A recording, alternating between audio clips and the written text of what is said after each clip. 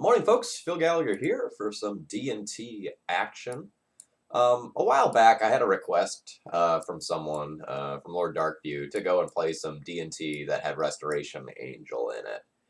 And I figured, for a Saturday morning stream, and I try to make those a little bit wackier, a little bit fun, um, why not? So today we're going to be playing a D&T build that has not only Restoration Angel, but we're also going to play the Flagstones and Cataclysm combo. So, in case you're, yeah, three of them, because reasons.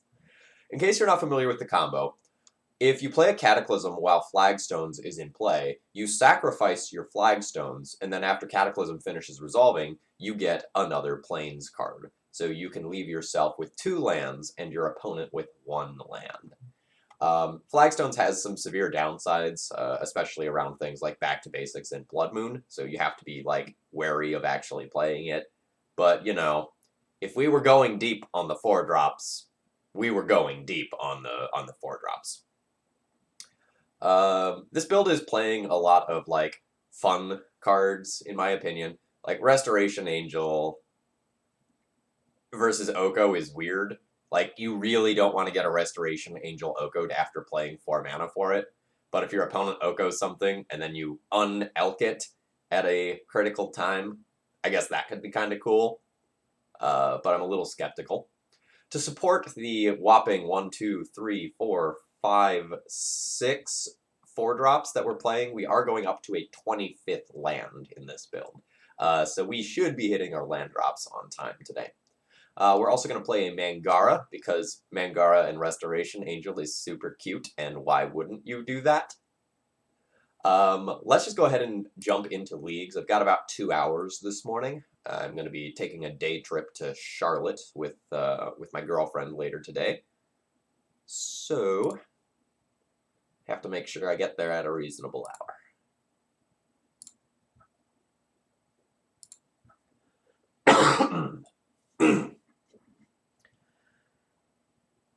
Sinus infection is mostly gone, but my cough is still lingering. Hey, thank you very much for your continued support. Yeah, I know. Phil actually back to producing content now that he's not really as sick. It's great. I'm excited. Haven't played a lot of Magic this week. The previous week I played an absolute ton of Magic. I played a lot of Red Prison while I was sick and couldn't really leave the house. Yeah. I haven't recorded next week's daily D&T yet, but I'm going to test out some of the bad cards from New Theros. So next week should be amusing. I'm not sure if I'm going to test out both of them at the same time, or if I'm going to test one at a time over 2 weeks. But I'll definitely test out Taranika and bad Planeswalker Suppression Field that I haven't even bothered to learn the name of. It's Eidolon of something. Eidolon of Obstruction. Sounds about right.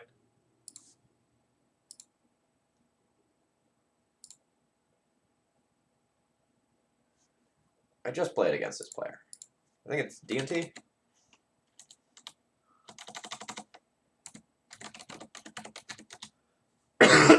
Yes. So we're going to play a mirror. We have a medium hand for the mirror. We're hoping my opponent leads on Mom, not Ether Vial. Yeah, okay. Now I'd say we have a good hand.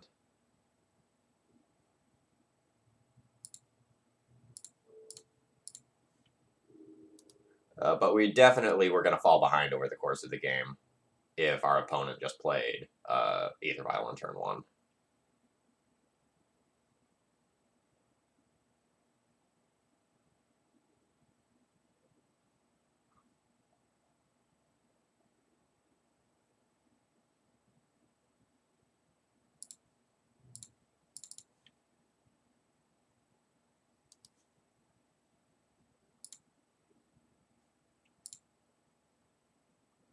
My opponent has a huge advantage by being on the play here.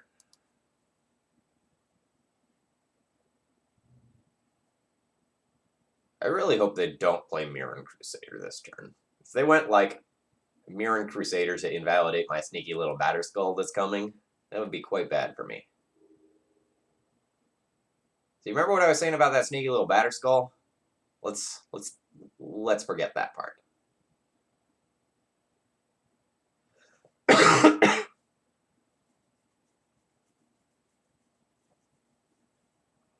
So I need to prevent my opponent from getting Jitte counters on their turn. That means I need to wasteland them in case they have a fourth land. I will get absolutely savaged by an Ancient Tomb if my opponent happens to play that as a one-of.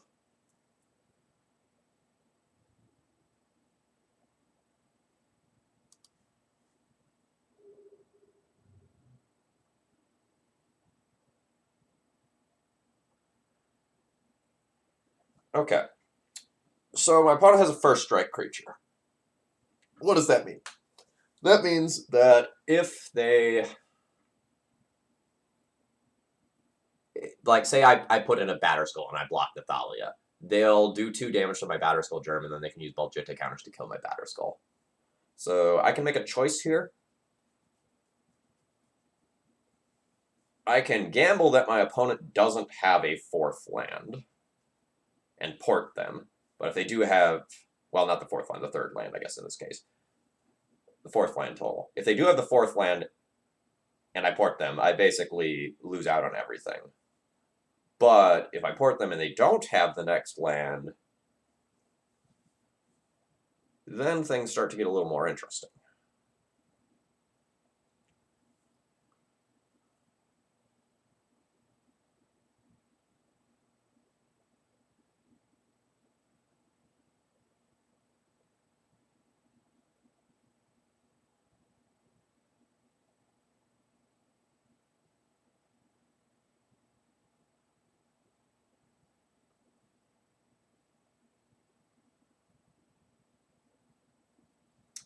I think I need to port them.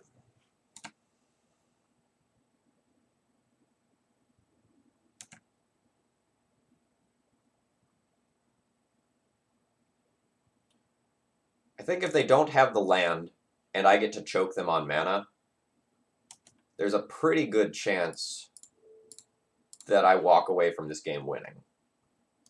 But even if I put the... Nice.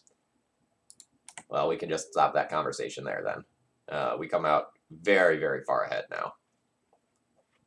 Geez, that's a wonderful draw.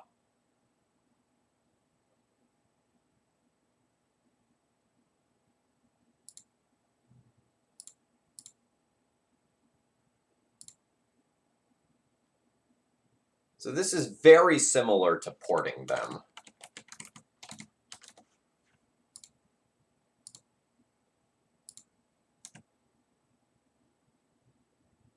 Mostly because of my opponent's own Thalia. This line would have been much riskier if there wasn't a Thalia in play. But this line plays around them actually, like drawing the land, and we can't get Swords to Plowshare into Jitte equip.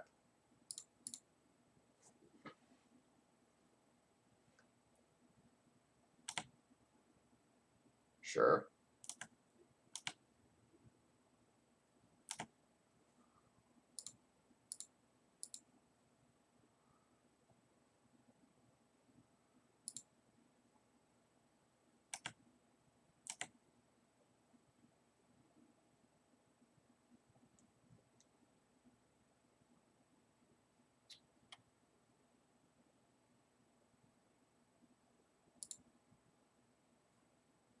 Wrong click.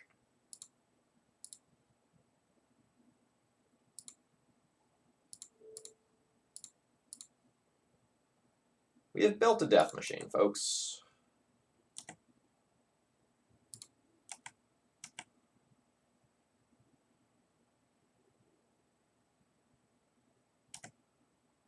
Opponent is basically forced to block with one of their creatures, otherwise I just gain a ton by actually getting the Sword of Fire and Ice trigger. Like, I would end up killing a creature anyway.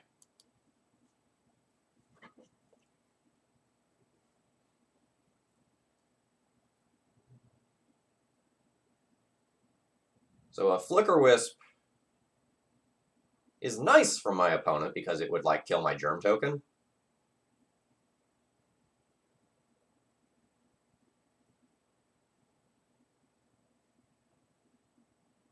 I wouldn't be surprised to see my opponent get something like a Palace Jailer here. A Mother of Runes. Hold up.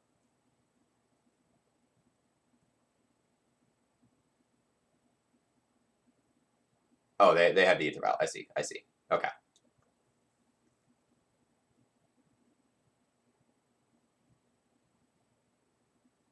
So that's the plan. The plan is end of turn, Vial in that, jump block with Recruiter, and then not have to so much worry about the equipment that I have in the short term. All right, that makes sense to me.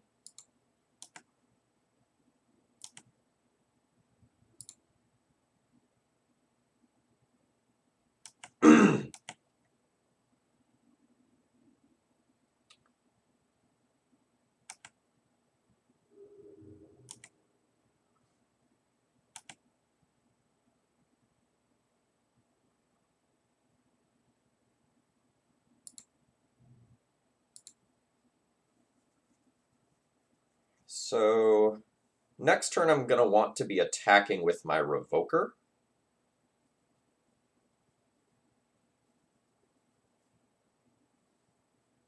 So I think I'm going to go ahead and preemptively move my sword over there.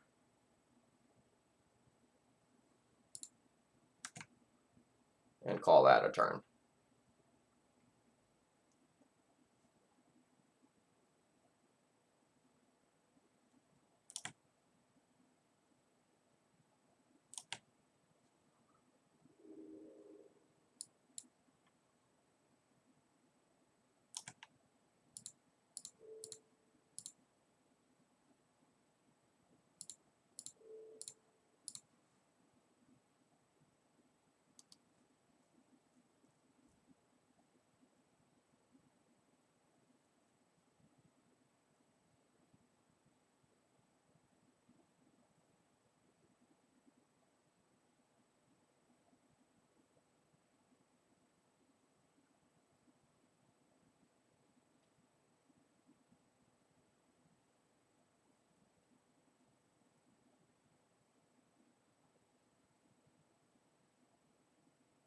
So for those of you who are pro Giver of Runes, here's a spot where Giver of Runes is pretty okay.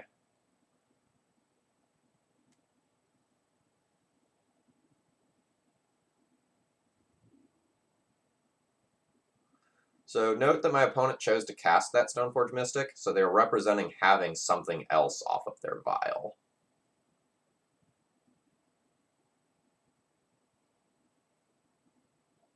So I guess the question is, like, what is that something else? Could be a Revoker, could be a Avenger. Agate, thank you very much for the support.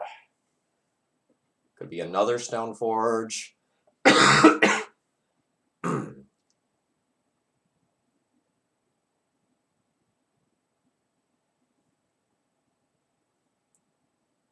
So do I want to give this Revoker the Batterskull to give it Vigilance?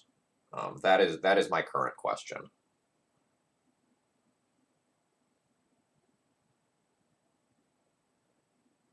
Or do I want to play this Crusader and, like, port them?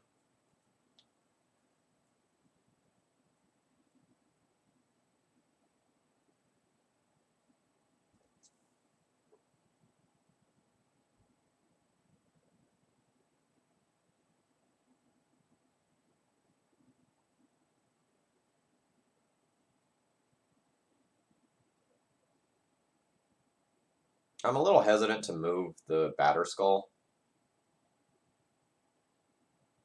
but I don't really want to lose the Revoker to multiple blocks mid-combat.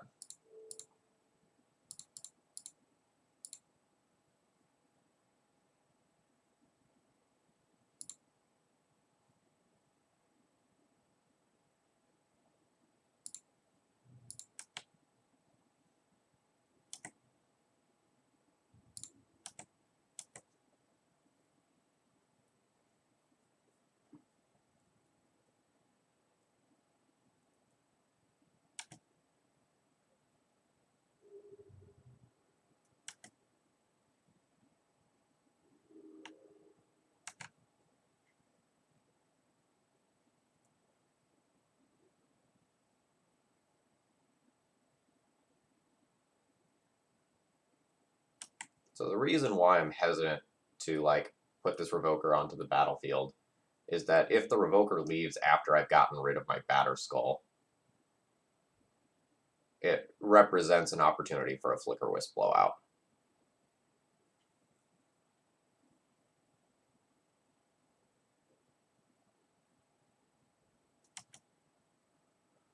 I think I'm fine if my opponent doesn't have Flicker Wisp this turn, but I think if my opponent has Flicker Wisp this turn, I'm in really bad shape.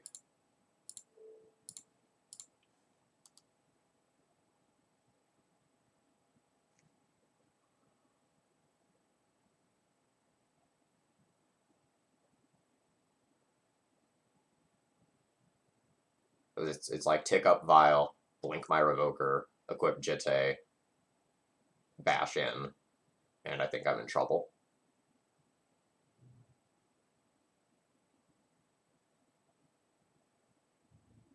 Alright, they don't have it. Great.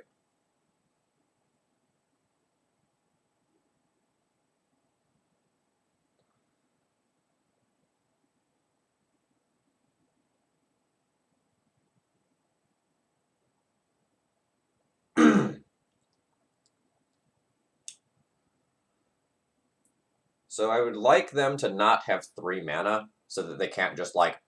Oh no, they can't block with Batterskull and bounce.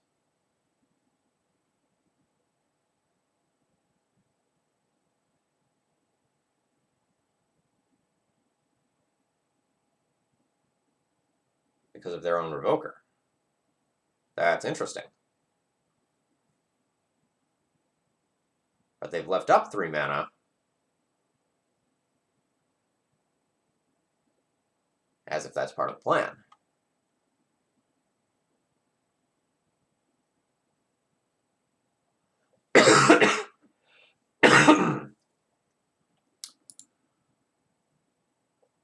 Well, let's crash in and see what happens. Let's start there.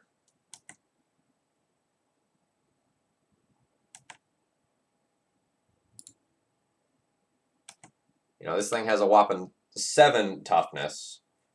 So for my opponent to multi-block it would be costly.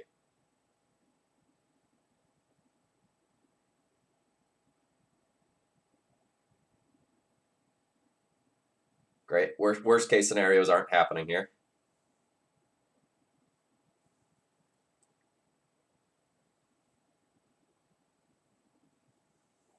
I wonder if this is the moment where my opponent realizes that they have revoked their own Batterskull and can't bounce.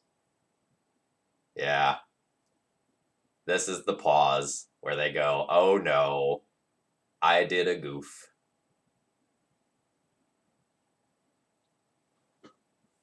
This game has been really intricate, though, so, like, 100% not faulting my opponent for that. I think they've played pretty darn well. Oh, man. Am I eating all of their creatures? Because it sure feels like I'm eating all of their creatures.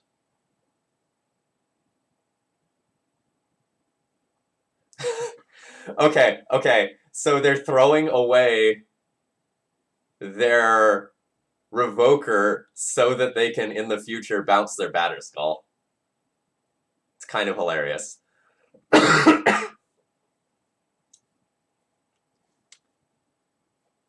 Great.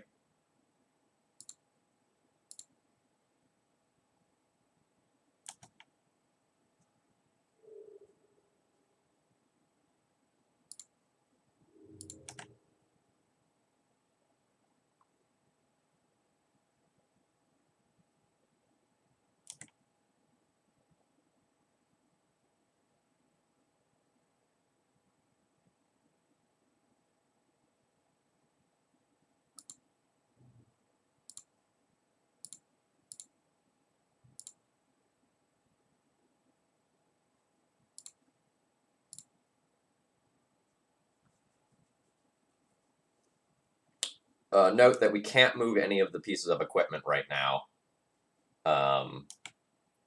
Due to... Alright, hold up. If you had Flicker Wisp, you had so many amazing lines last turn.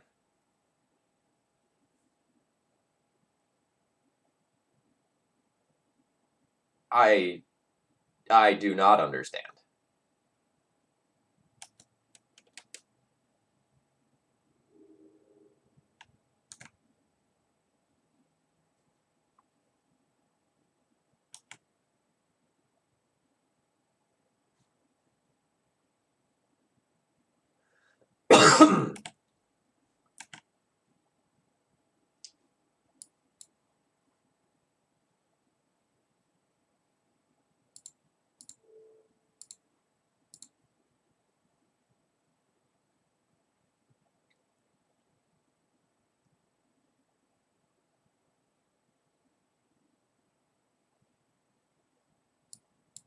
Do you actually have Sword of Fire and Ice over there? I should know that.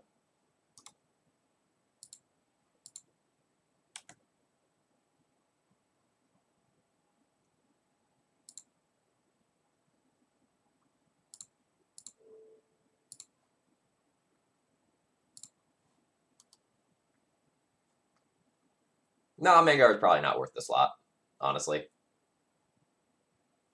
But in my For Funsies build that I'm playing right now, absolutely worth it.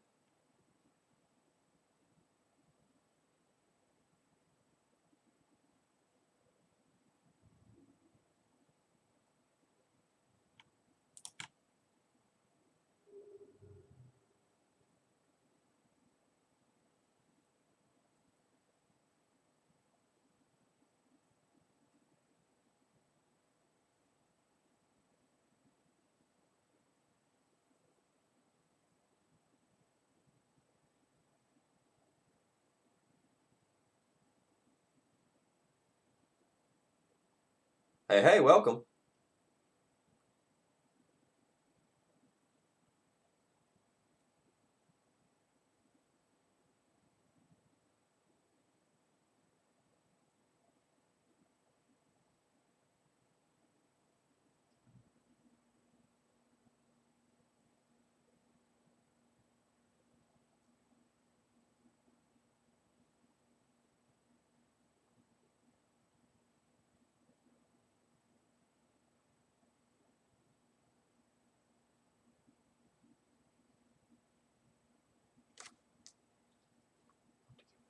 So I can equip all of my pieces of equipment. And so the question becomes, how do I go and do that?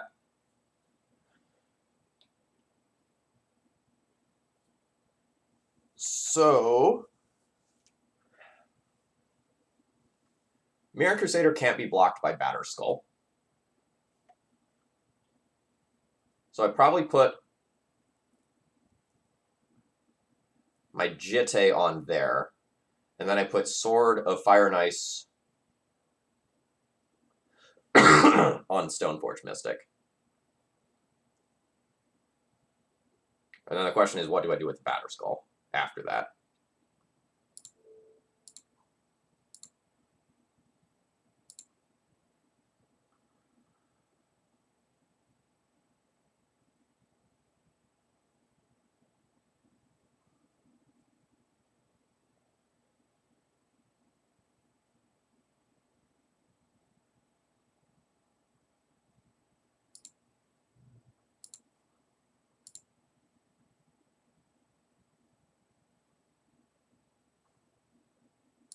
Oh shoot, when I counted my mana, I counted it as if the Jitte was already in play.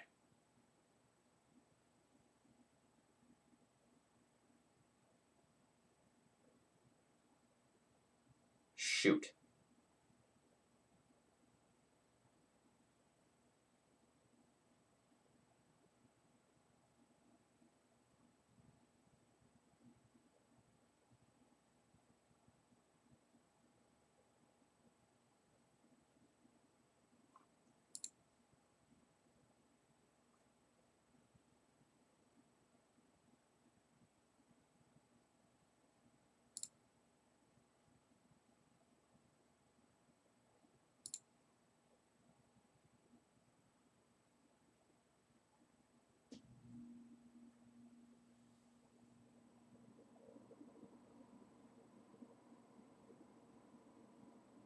No, this is really bad. I messed up. So now if I put Jitte on Crusader attacking with both my creatures, My opponent can just block Mom with Crusader, block Stoneforge there, and I don't actually accomplish anything this turn. I totally messed up.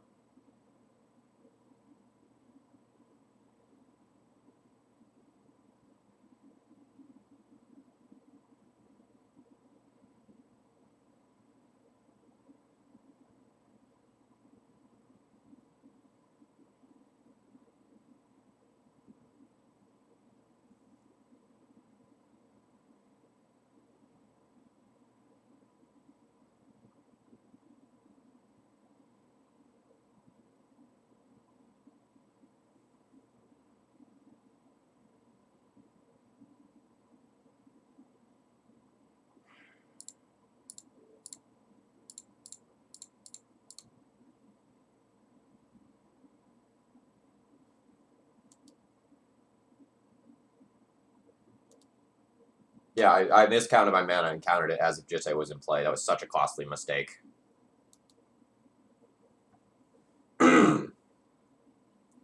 I probably punted this game.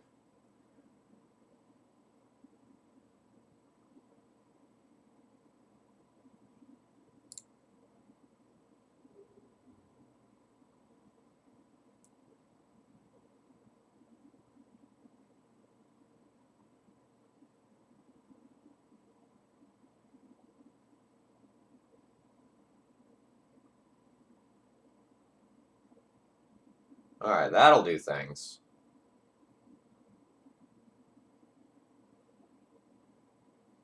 What am I doing with this?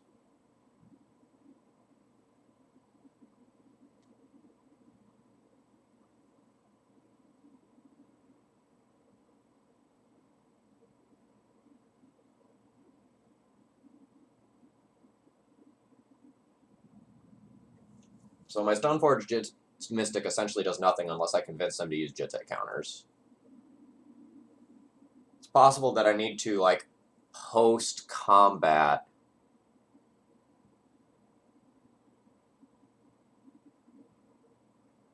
Flicker Wisp something and then get my Flicker Wisp equipped.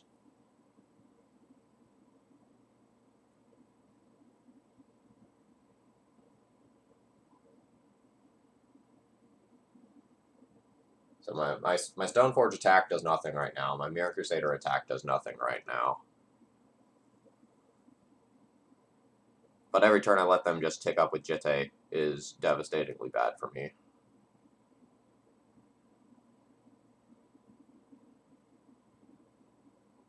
I'm not sure that I can play this Flicker Wisp yet.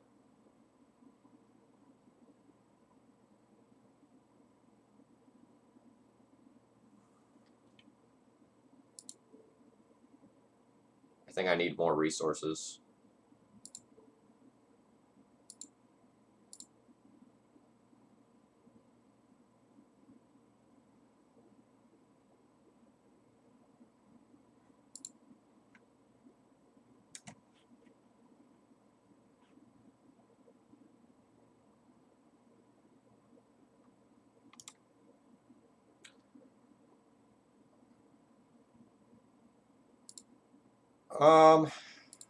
Sure.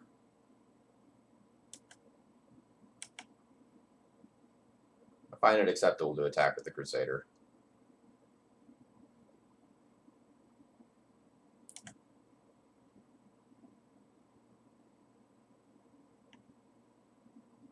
Oh, this playing so safe.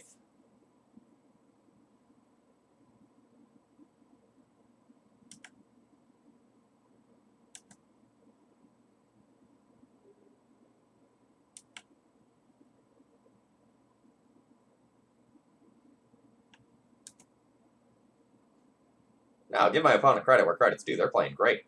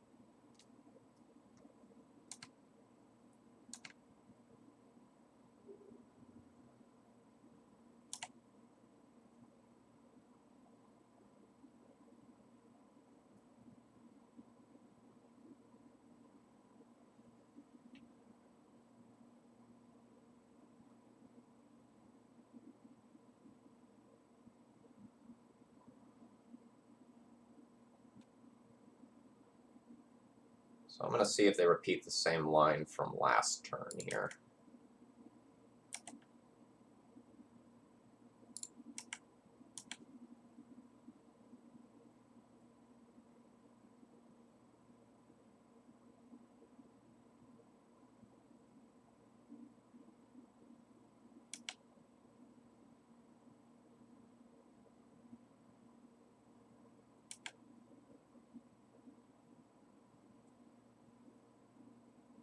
They do not.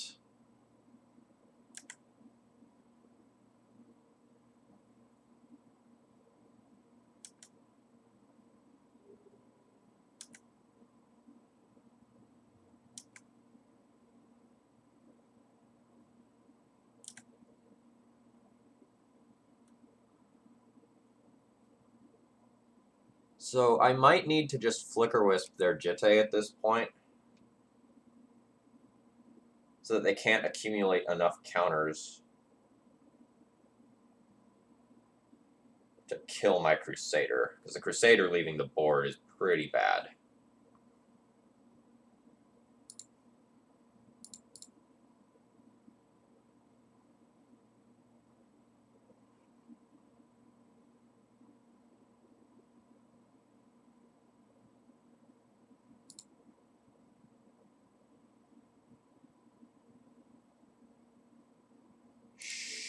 Sure, I could buy that.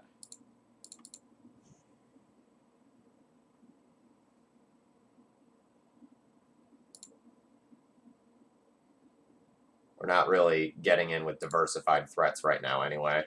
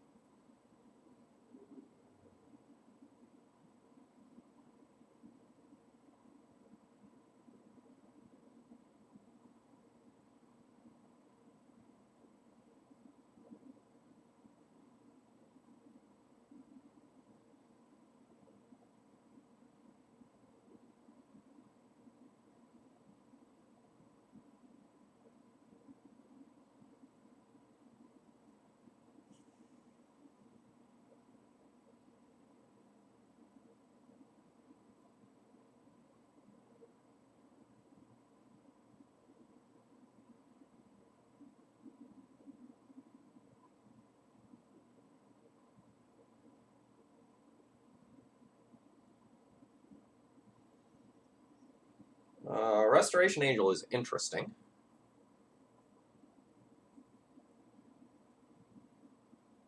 What does that do?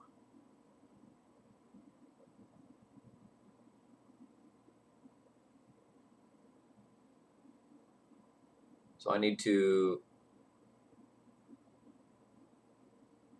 Flicker Wisp the Jitte, clear the counters, play a Restoration Angel, get it equipped with something. That leaves me with the 2 mana to go and do the equip.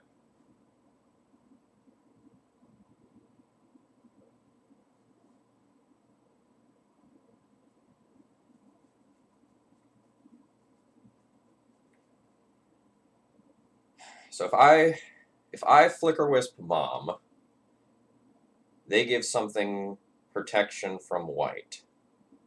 I then Restoration Angel my Flicker Wisp, flicker whatever they protect, and crash in with Crusader? No, I can't do that. So kill it with Jitte in response. So I think the answer is, like, still play this patiently.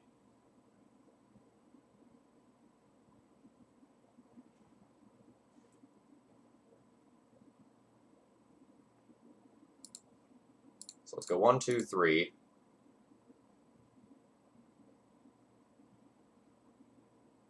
We Flicker Wisp the Jitte. And let them do their thing.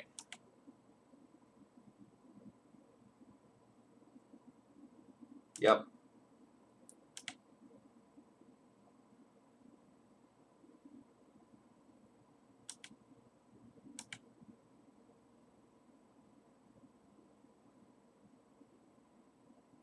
No, I don't have time to think about this much more. Like, there's potentially a better line here, but like I gotta keep going.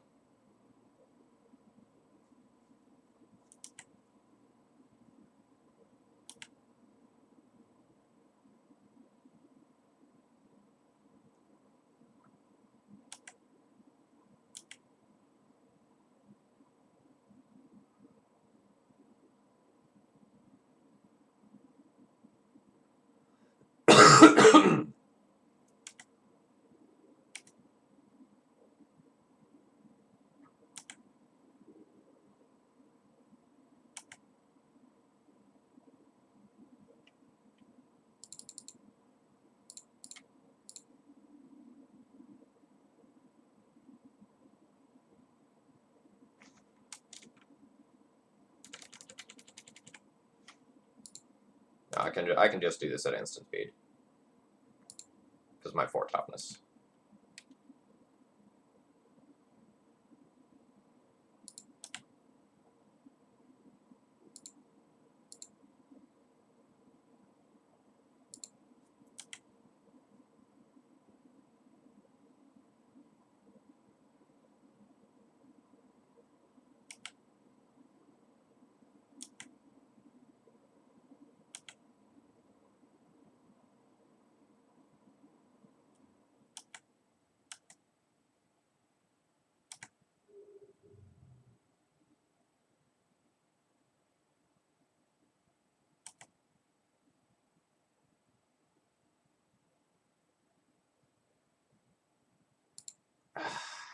That's annoying.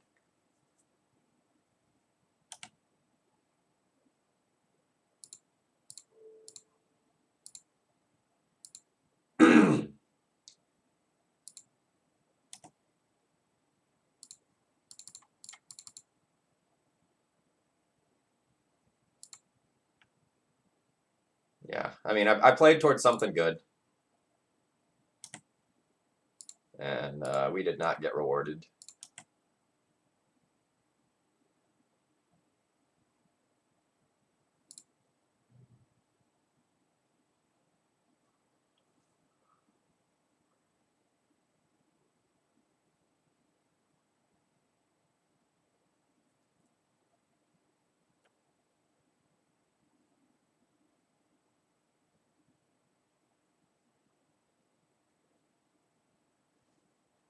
Nah, I'm gonna time out this match. Well, I want to see if I can win this game 1.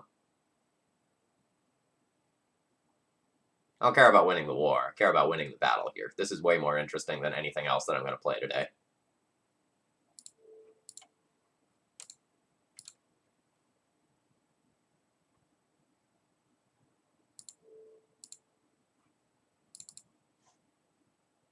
And that matters way more to me.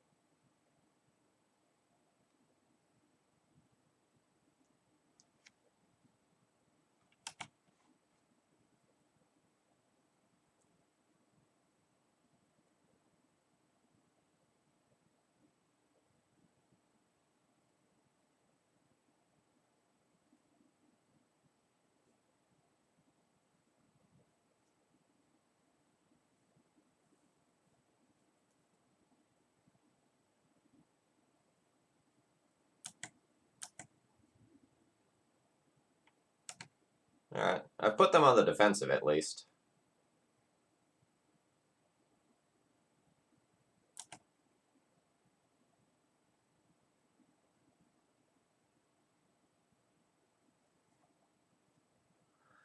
Alright, they figured it out. Draw Flagstones.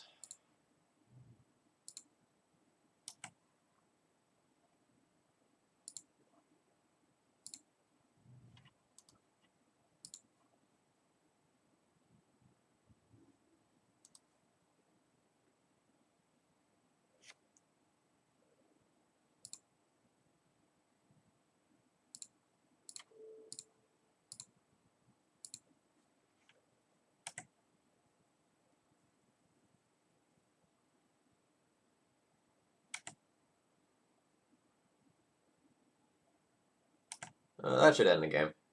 That just gets a Palace Jailer.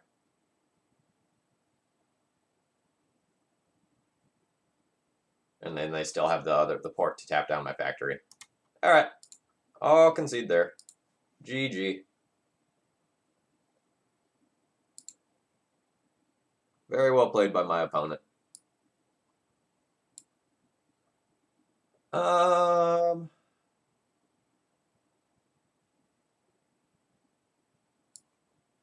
I guess I'll like play 4 minutes of the next match.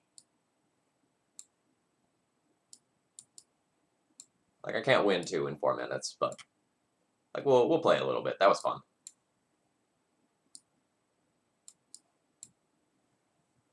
Sideboard is pretty easy. You remove your Thalas, you remove your Prelate for like any other cards that do things.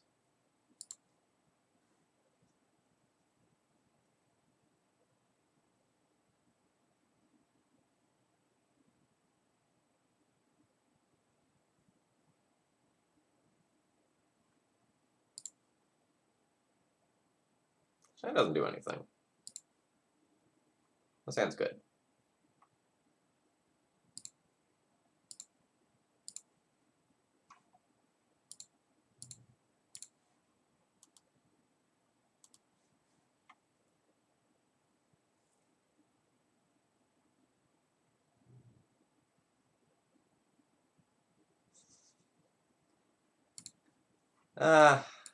I don't love Deafening Silence as much as a lot of other people do.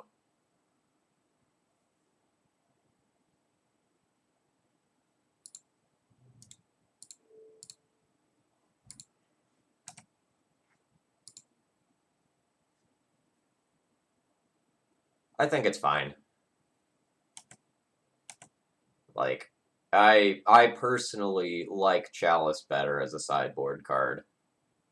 But lots of people have been pretty high on Deafening Silence, so I'd be a fool to not play with it more.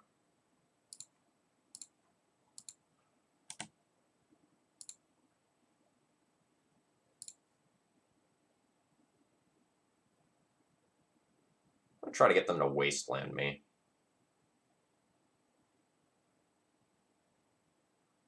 I think by playing Factory.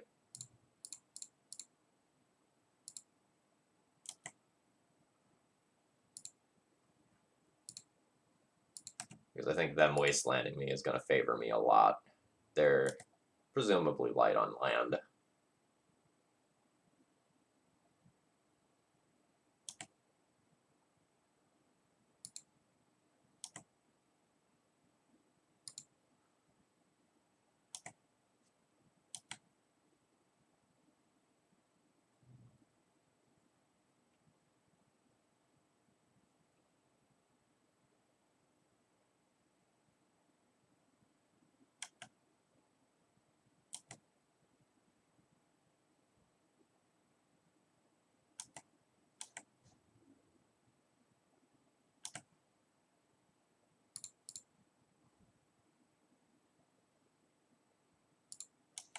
I really have Containment Priest?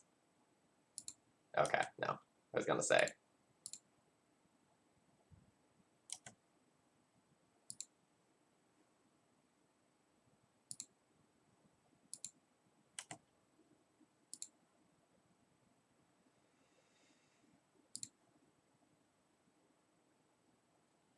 Okay.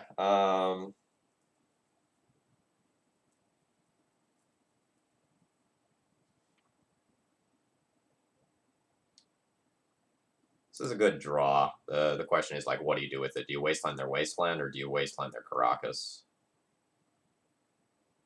I think I wasteland their Caracas.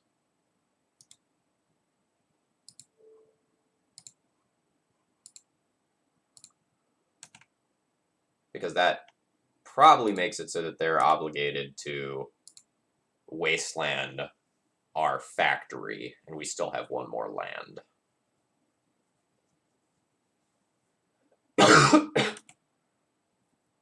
Oh, great. My opponent probably has Palace Jailer in hand.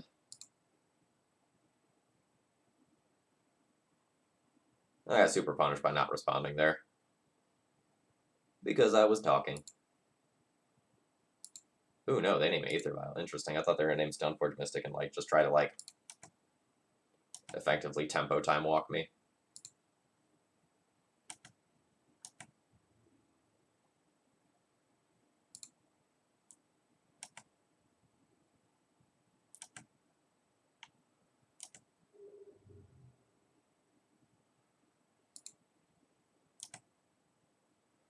So now that they have a colorless creature, they can give that creature pro-white. So I don't need to go all in on my Jitte yet. At some point in the future, I can go and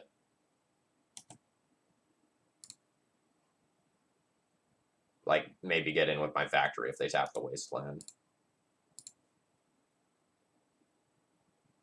Oh, nice.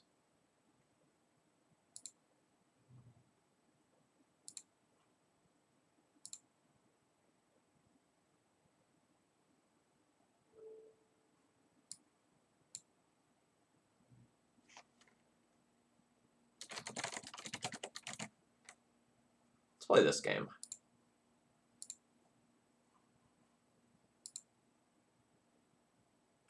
I could have played this more optimally, obviously.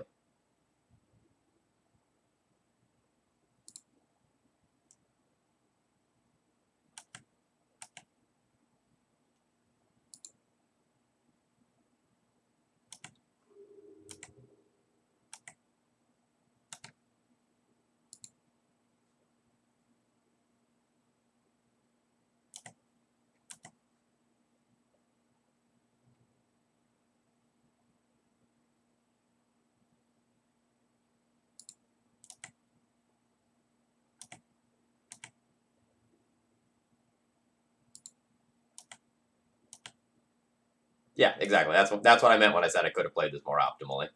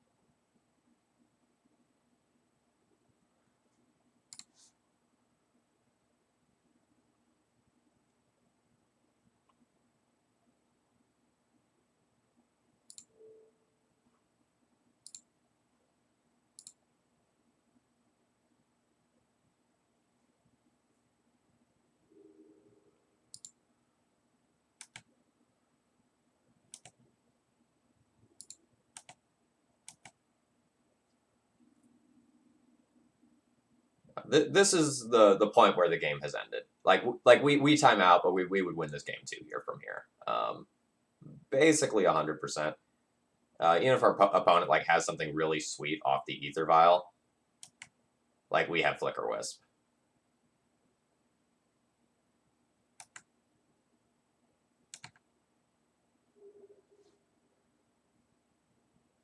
So like I'll go ahead and concede here. But that was a great game.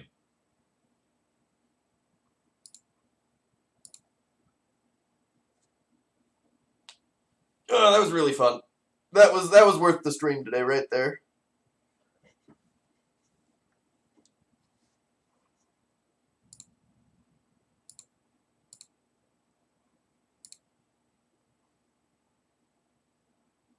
Yeah, I think my opponent played the vast majority of their turns very well.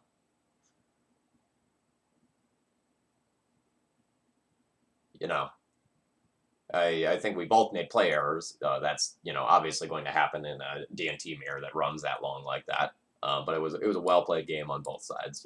Great example of what the mirror can be like. Note that I was not playing to win the match in that set. I was playing to see what we could do with that game one.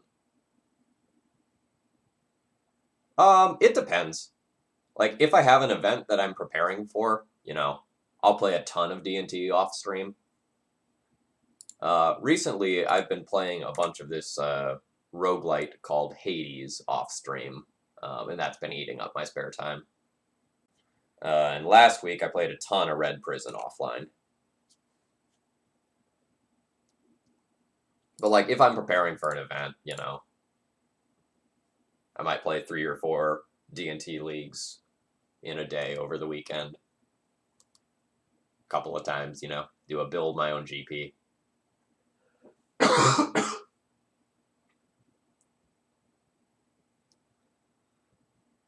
I haven't been playing a ton of D&T off stream right now because I don't find it particularly enjoyable right now to play against all the Oko mush. The games aren't unwinnable by any stretch of the imagination, but I don't find them particularly fun a good portion of the time.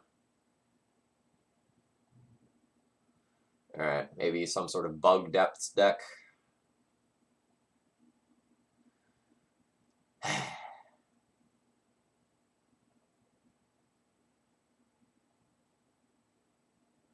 Hey, at least our vial didn't get elked. I'm actually super happy about that. Please don't force of will this and actually let me shut off this Oko.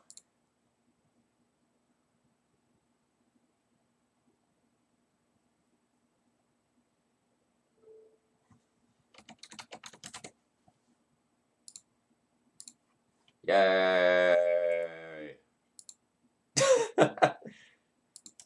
Morning, Min. Had some great content on the site recently. I've been enjoying it.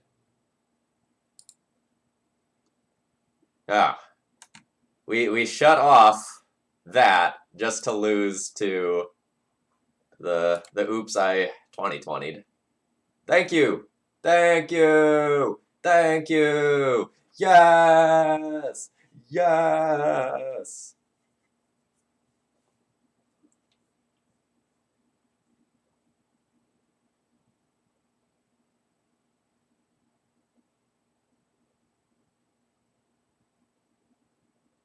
So I'm going to tack on in, and I'm going to really hope that they make the 2020 so they can lose 2 lands, and I play the Thalia afterwards.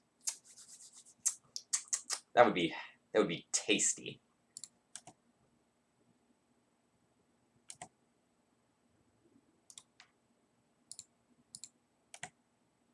I can do it off the vial anyway. So I guess it's kind of a moot point.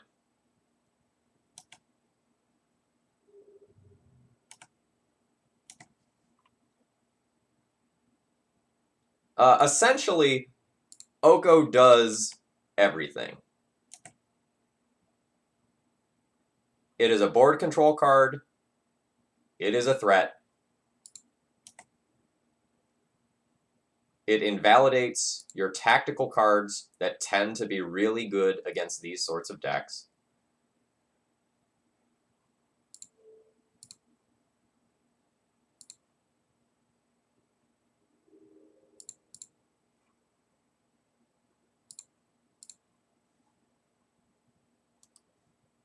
I can play around the Force, but then I can't Thalia plus Port. And if they had the Force, the Revoker absolutely would have gotten forced on the previous turn, so I don't think they have Force. That's why I'm not playing around it.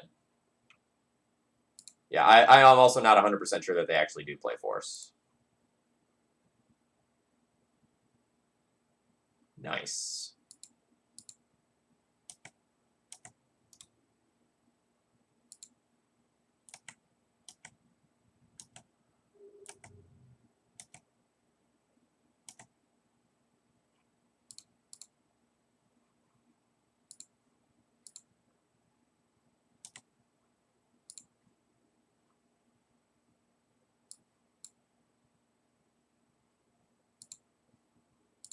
No, I'm gonna go for Oko when I can kill Oko in one turn.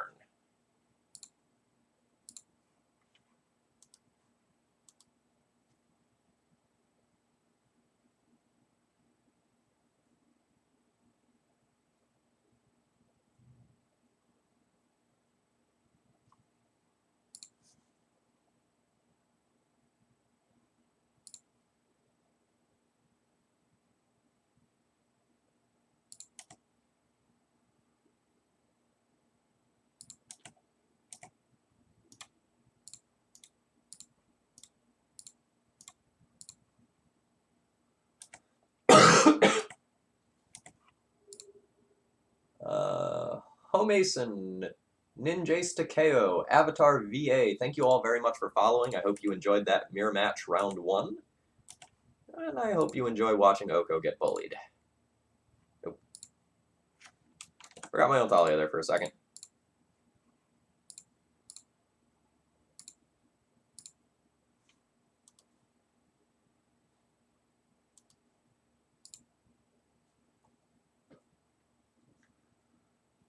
So Oko invalidates a huge portion of some strategies.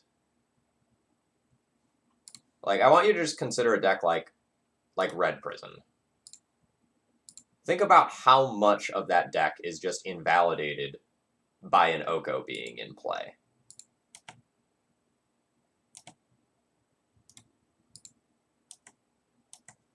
Like, Chalice, 3-ball. Like, your lock cards are bad against it. Your threats are bad against it. 2, 4, 5, 6, 7, 8, 9. It's less mana efficient. But I should probably put Stoneforge in play to get Jitte to give myself the possibility of going and gaining life next turn.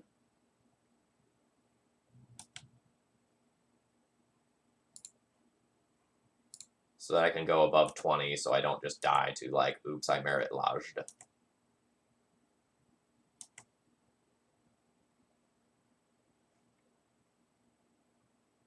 And our opponent has conceded. Yeah, Red Prison historically has gotten much worse against Planeswalkers since they changed how some of the burn damage stuff rules worked, and like you can't Fiery Confluence and Jace anymore. That was a pretty big deal.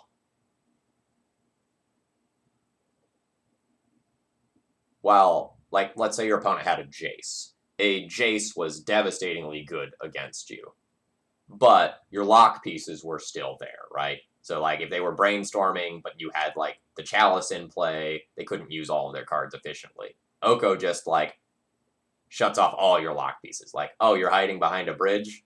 Like, I'm going to make a whole bunch of my own Elks, and then I'll get rid of your bridge and crash in and kill you. It's very strong. So we're playing against a hybrid, like, lands Oko deck.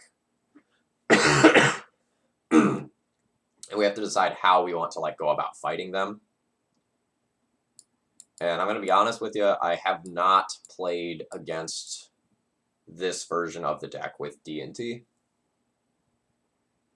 So I think you're going to have a whole bunch of options in how you want to approach this, because, like, Oko and their land stuff cover very different axes.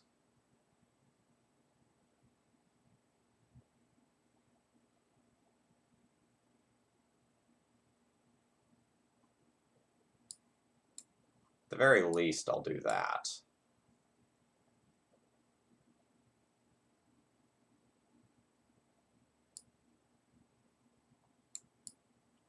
I think while I'm more hesitant to do this against normal lands, I think if I go heavy on Grave Hate and Cataclysms, I'll probably end up being okay in this matchup. I think I'll trim my equipment package a bit.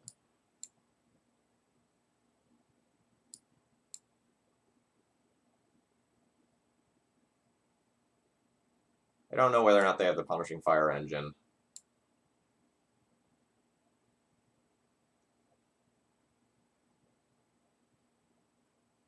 I think it's probably fine to leave one of those in.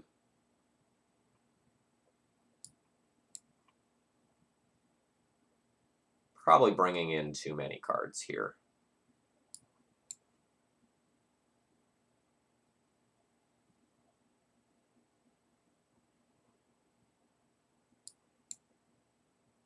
Not super comfortable with how I'm boarding here, obviously. And I have a bunch of like weird janky cards in my build.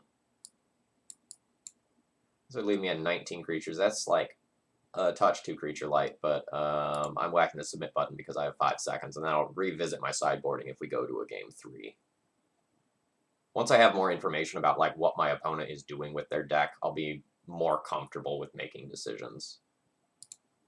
I think I have a fine hand here. Like, we have the ability to muck with an Oko. We have an ability to muck with a Merit Lodge. We can muck with lands. This is a fine start.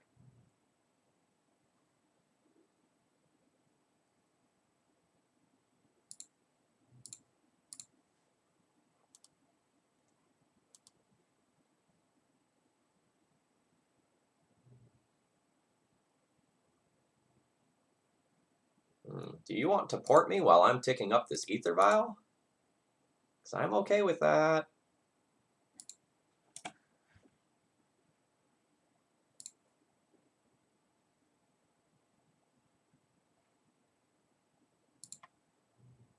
This play may not end up being great long-term, but I think it's very good in the short term. Keeps them from playing an Oko this turn. If they go, like, land and loan that port back, you know, it's kind of whatever, because then I'll counter with Rest in Peace. And then hopefully not get just totally savaged by Force of Vigor. What am I streaming on Monday? PVDH has an interesting looking list that's like a Delver Storm hybrid using the new Underworld Escape card. That looks pretty interesting.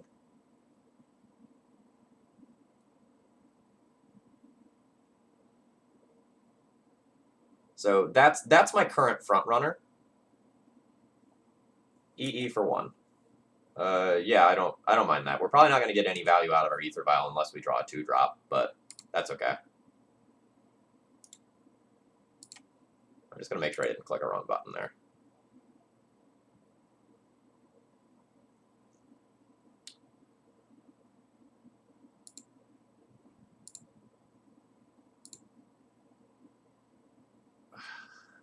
This is so gross if my opponent actually has Force of Vigor here. But it doesn't seem like they do.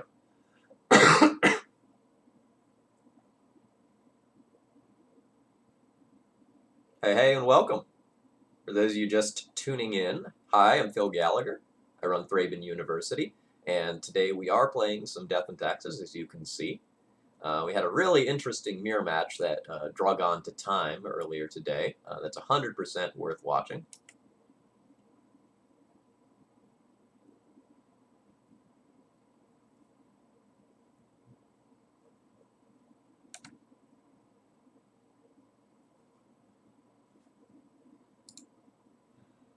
What am I recruitering for? Probably something that's just good against Oko. I guess I have the Cataclysms for Oko. We're going to cast this Recruiter and then figure it out from there. Casting the Sword on the empty board doesn't really do a ton.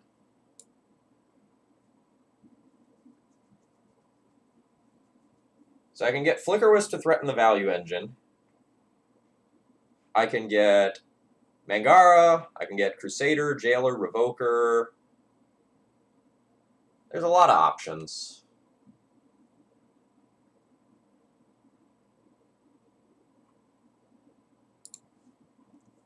I think I'm just going to leave myself open by getting the Flickerwisp. It doesn't seem like my opponent has a lot of removal.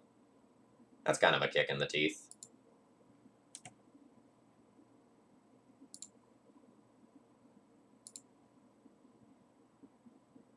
Well, that doesn't seem particularly healthy.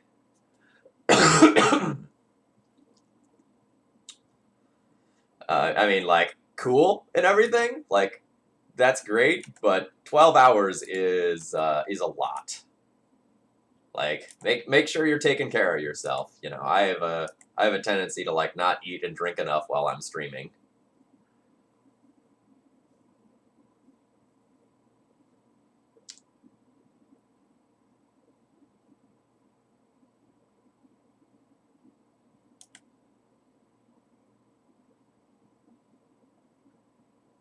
So I think I'm just going to pass the turn here, and probably just path to exile my own recruiter. 100% just going to path to exile my own recruiter. And hope I don't die to crop rotation? Can I die to crop rotation? Crop rotate Tabernacle in... Yeah, I can. Oh, this is interesting.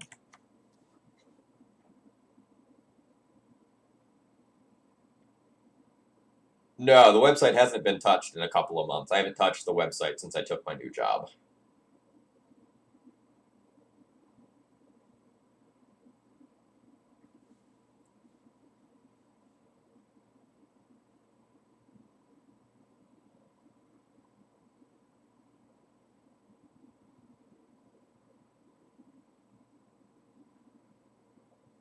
I really want to mana ramp with this recruiter and then cast Cataclysm, but I just don't really think it's safe to do so.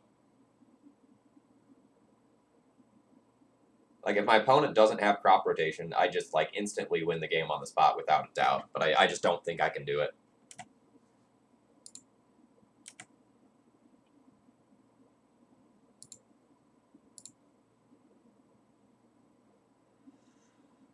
Third Cataclysm, huh?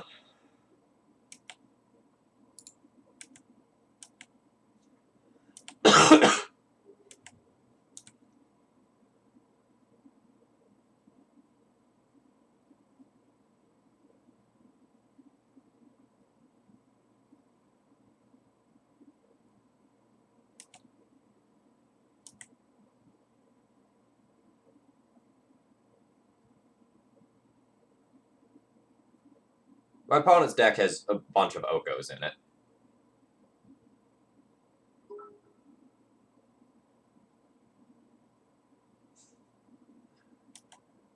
Alright, so there's Oko. So now we'll mana ramp and cast Cataclysm.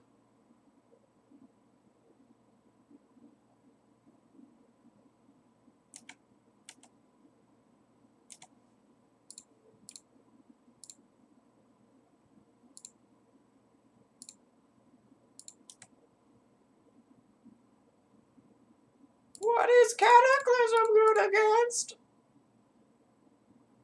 Let's find out.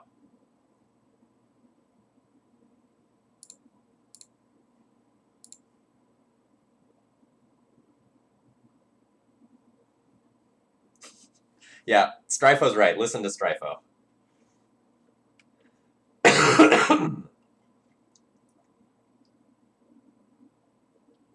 My opponent can keep their food, though. I am a generous god.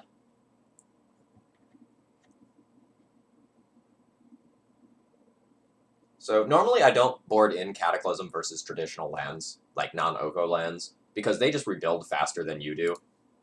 But like when you also have Planeswalkers to contend with, it's an entirely different story. This Cataclysm is also much better since I do have the Rest in Peace in play, so my opponent can't just immediately loam all that stuff back.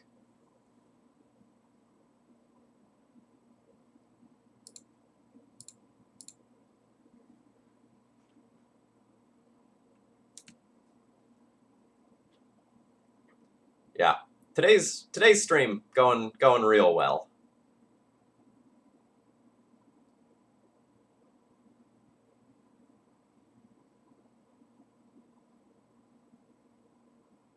Surgical Extraction, Rest in Peace combo. Looking good. I don't think I'm going to attack with the Mom. I think I'm just going to chill. I don't think we're in any hurry to try and win this game.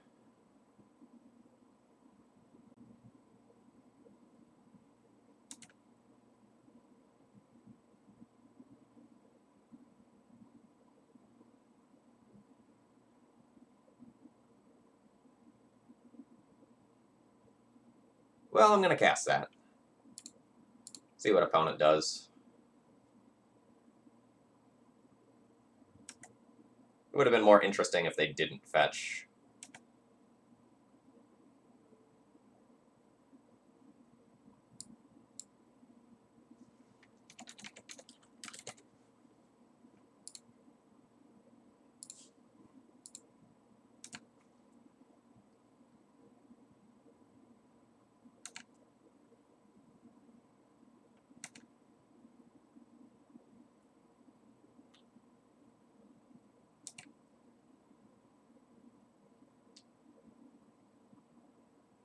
Yeah, I've considered getting other people to help me produce content for the website. So it used to be that I had a ton of time during the day where I could like be thinking about articles or sometimes even like get a little bit of article writing done when at work. And now I'm teaching at a different school on a different schedule, and I don't have that same degree of time anymore.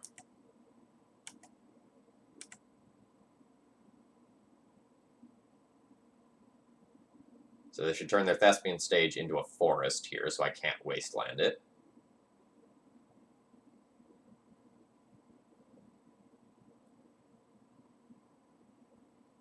Yeah, I'm still teaching Latin, but I moved from Roanoke to Shelby, North Carolina. So my opponent got rid of the thing that stops Oko, so I should probably wasteland them off of Oko.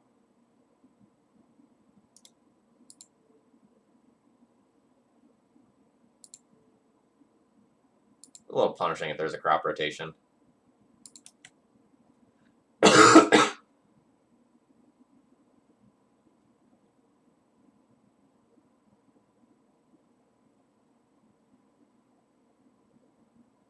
If they had a crop rotation, though, didn't they just have a win?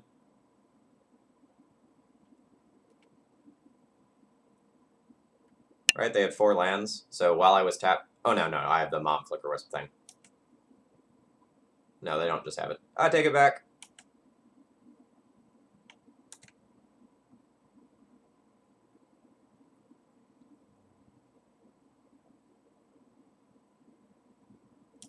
So the good news here is that my creatures can't actually get elked. The bad news is I can't really effectively kill this Oko yet.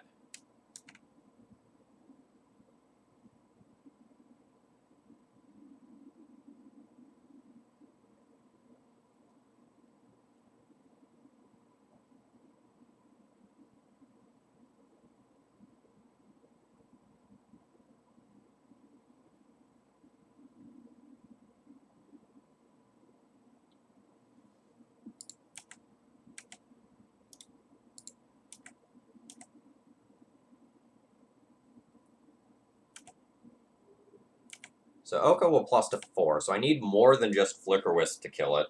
Flicker Wisp plus Sword will do it, and if the Sword gets elked, I give the elk protection from green.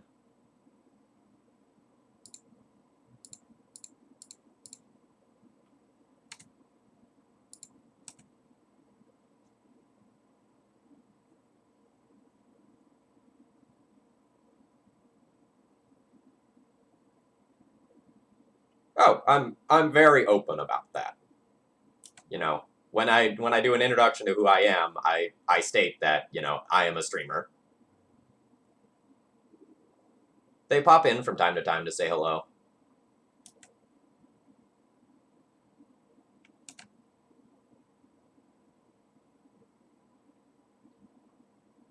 Like most people are pretty on board with it because like it's an interest that sort of lines up with their own interests. Okay, so now I can just kill Oko in the air.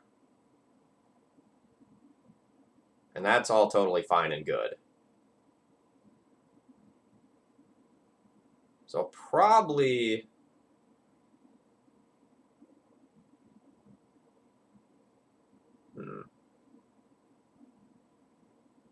So I could kill Oko, attack for 3, play Mangara, which seems pretty safe.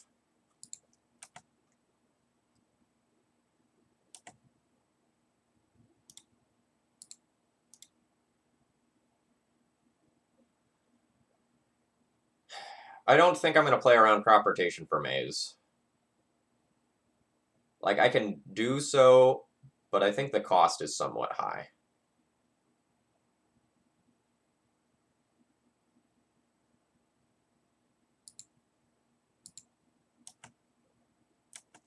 So, like, I can do so by pre-combat giving Sword of Fire and Ice protection, but then I don't get to, like, kill a creature here.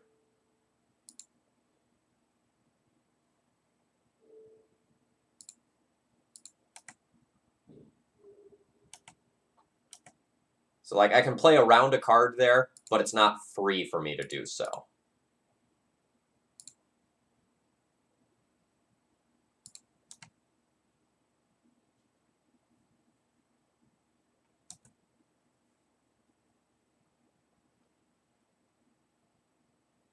So, what am I protecting Mangara from? That would be my question for you, right? So, I haven't seen the red out of my opponent yet for Punishing Fire. And if they play Oko and they turn Mangara into something, I have like now 9 power worth of idiots on the board, right?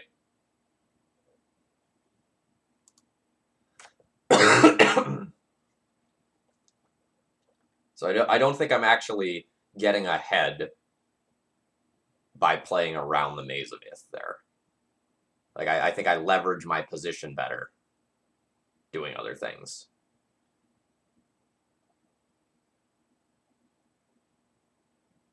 So the next question becomes, like, am I just going to kill this Tireless Tracker?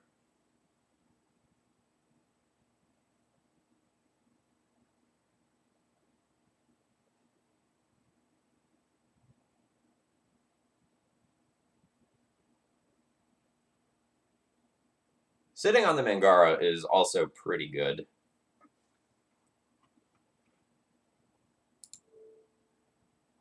But I think I'm just going to accept this trade.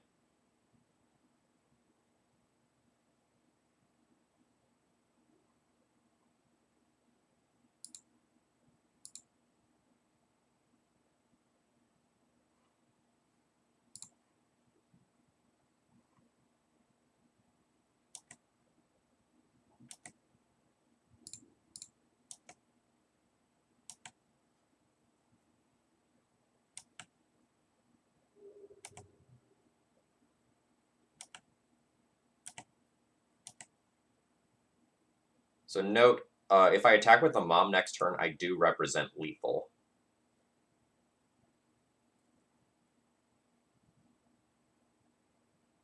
I'm not sure if I will attack with the Mom.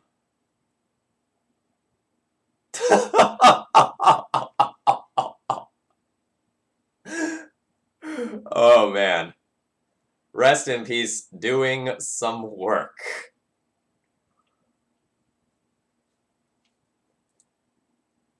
I still think I would have won that one if they played a Primeval Titan. But it would have been, like, real close. So, like, they would have played Primeval Titan. I don't know. Like, maybe... They might have beaten me if they drew a land for a Primeval Titan. I have a lot of power on board, but Primeval Titan can get a bunch of weird utility lands. So if they got, like, Primeval Titan plus... Tabernacle there, then I couldn't have, like, Cataclysm or basically played any other cards out. So they could have gotten, like, Tabernacle plus Dark Depths and maybe beaten me.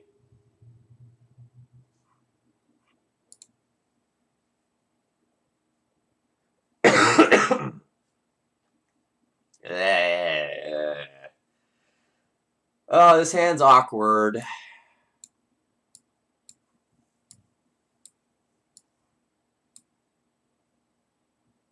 Oh, the Tabernacle was already exiled? Yeah, in that case, I probably win. They could have gotten Maze of Ith and Dark Depths then. I think this hand is borderline a mulligan.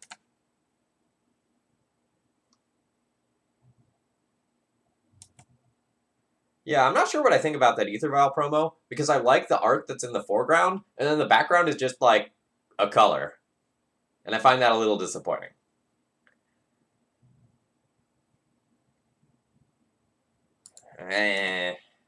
So we're just gonna get got on turn 1, are we?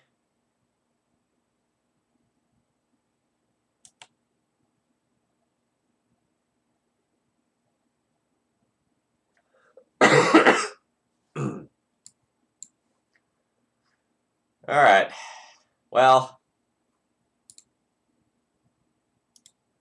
we're gonna go ahead and scoop this one up here. Well, I guess we'll scoop in response to the first discard spell that targets us. But, like, my opponent still has the ability to, like, put another creature into play this turn. Not via the reanimate, but via the animate dead if they have, like, a Lotus Petal or another Dark Ritual. But I will 100% concede to an Unmask targeting me. I will take the value of... Yeah. Okay. So I'm not going to beat Ashen Rider blowing up my land, and I'm not going to beat another draw 7. I don't think so. I'm going to go ahead and concede here. If I drew, like, Caracas or Swords to Plowshares there, we could talk.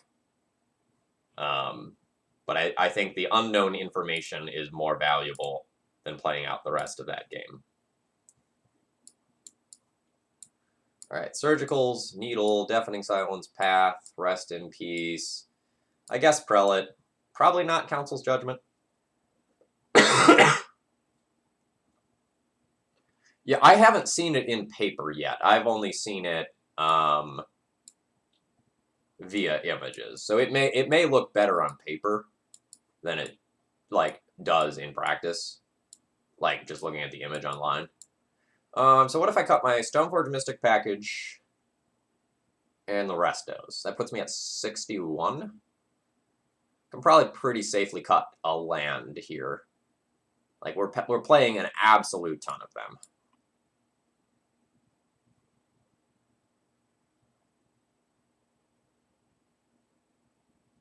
This leaves me at 20 creatures, some of which are a little slow. We have a lot of hate, but we don't have a lot of closing power, which I don't like.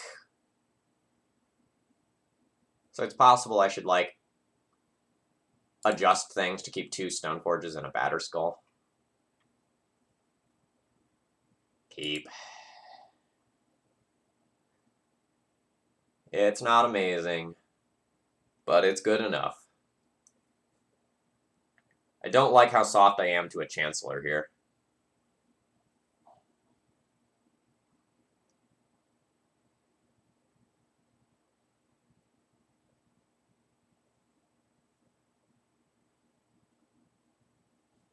So my opponent is mulligan to 4. If their 4 is like land, Dark Ritual, Entomb, Reanimate, they'll probably beat us. But if their 4 isn't something of that caliber, I'm probably winning. On my opponent's mull to 4, either one of these 2 cards hitting play is probably devastating. So I don't think I'm too soft to, like, Cabal Therapy or Thoughtseize targeting me. The Cabal Therapy target themselves. Yeah, that's fine. I'm probably getting value off of that. Yep. So they put Grizzlebrand in the yard.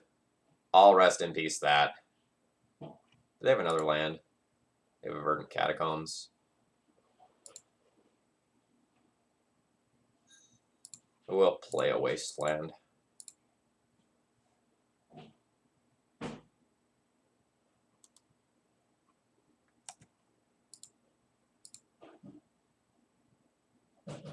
So the cool thing here is that if they fetch, if they fetched and they didn't get a basic, then I could get to Wasteland them twice. Alright, I don't think we'll adjust anything.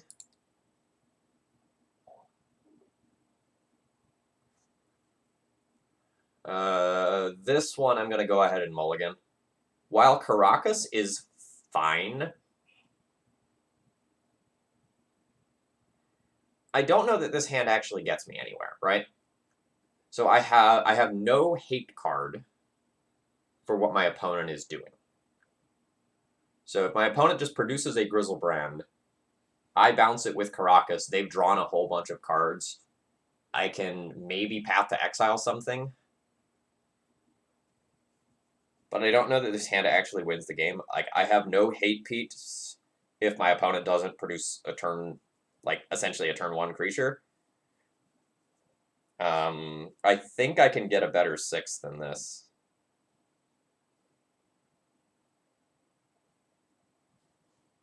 If one of these was a creature, I'd be more inclined to keep this, but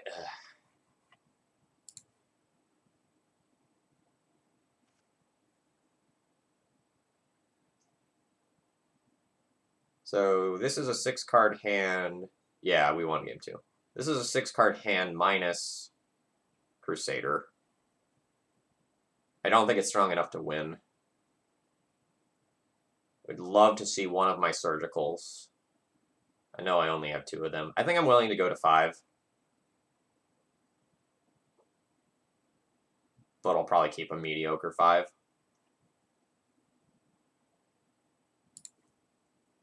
Alright, there's a surgical. This is the best hand by far. We'll toss back an Aether Vial and probably the Recruiter of the Guard here.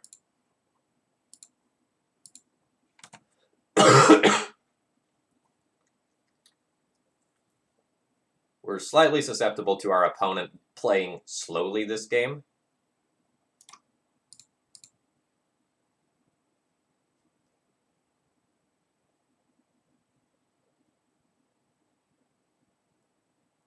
So, like, if our opponent just, like, turn 1 Thought Seizes me, takes the surgical, our hand is pretty medium after that.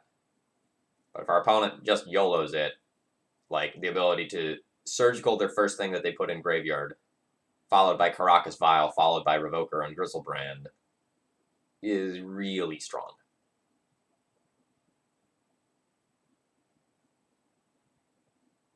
Dark Ritual. Alright, they Thought Seize me. Alright, goodbye, Surgical.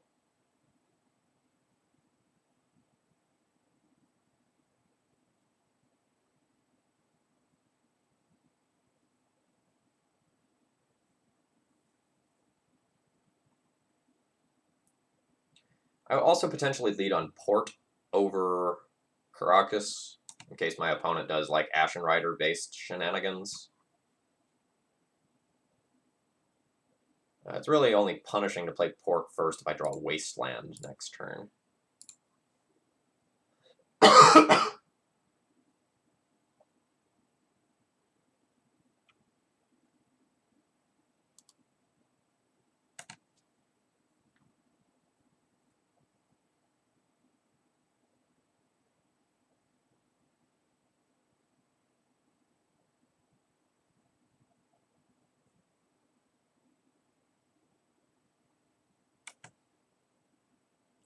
Alright, so they are producing a Griselbrand.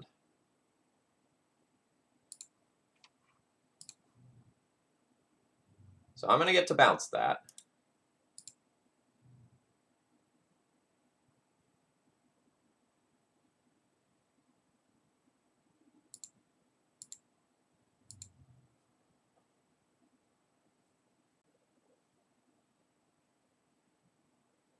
So how much more damage can you do to me this turn?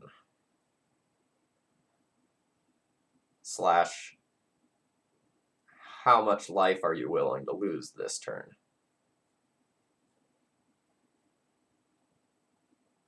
Because going to 3 against the little creature deck is definitely intimidating.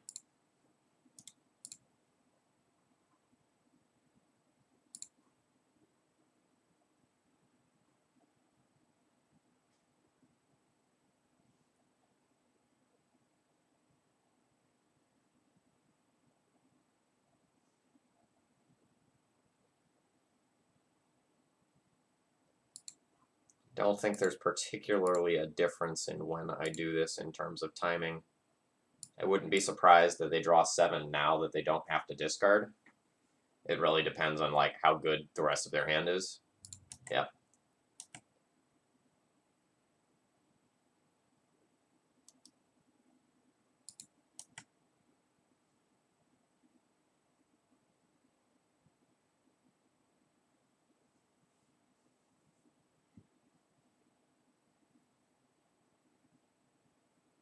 Griselbrand, indeed. A fun and interesting Magic card. We can't have an enchantment that lets us pay 1 life for 1 card, but a creature, and we can pay 7 for 7 cards. That's fun.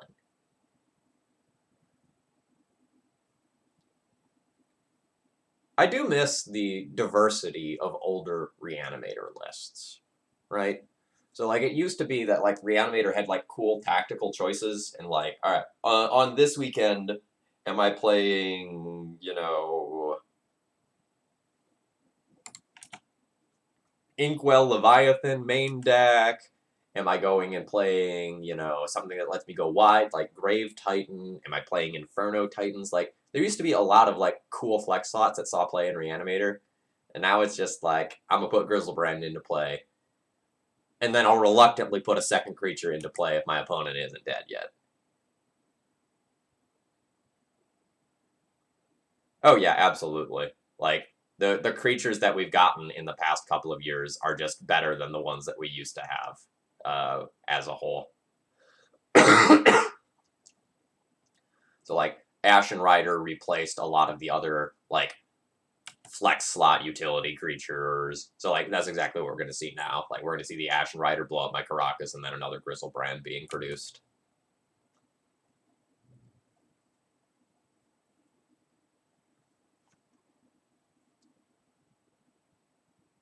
Yeah, so I don't know that we're ever going to get back to the times of just, like, cool random creatures in Reanimator.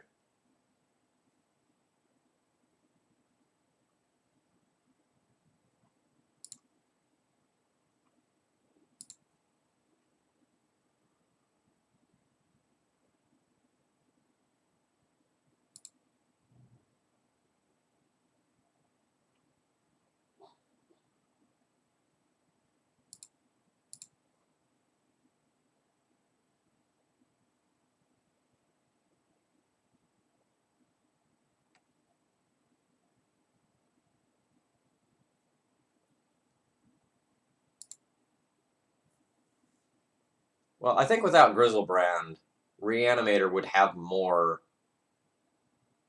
utility things in the main deck. Like, you used to see things like, oh geez, is Archon of Valor's Reach the right card? The one that, like, stops a bunch of creatures from attacking? I feel like that name's wrong. Blazing Archon. Yes, Blazing Archon. You used to see things like that seeing play. And, like, Reanimator used to have these tools to help them get out of fringe situations. They used to have things like,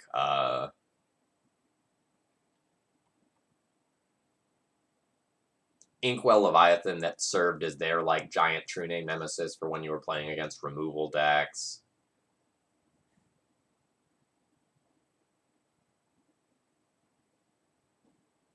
Yeah. So if they're smart, they get a Leshnorn here and just wipe my board. Oh man, they're smart. We're gonna name Abandon Hope.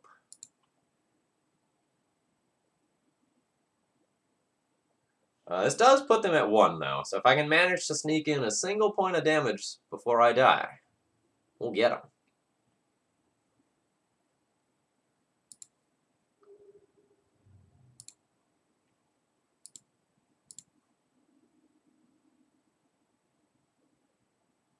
Yeah, Ballista would be hilarious. Tap Vial, put in Recruiter, Recruiter for Ballista, Ballista for 1, GG.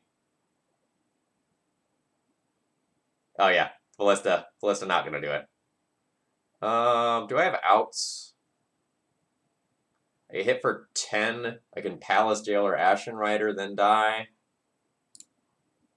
What about a Flicker Wisp? I can Flicker Wisp out an attacking creature and then die. No, the fact that both of these is going to be lethal next turn. Alright.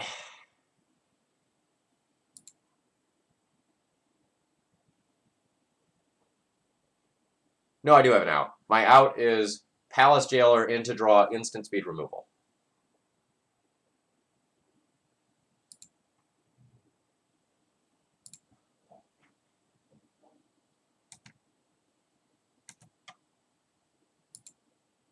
I should have ported there, but I was getting lazy. Yeah, Leshnorn definitely crushes it against the small creature deck.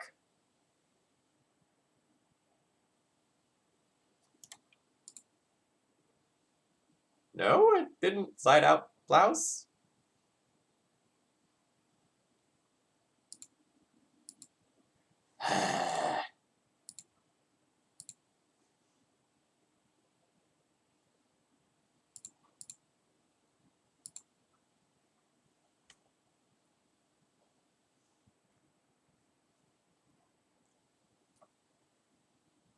Well, We played more turns of Magic than I often do in that matchup.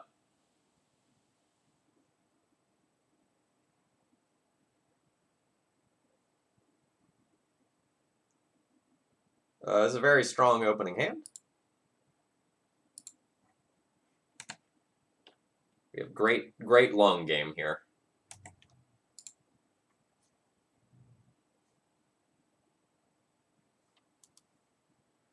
So it could be playing against Delver, could be playing against a blue-green show and tell deck, could be playing against some pile of Okos. Who knows?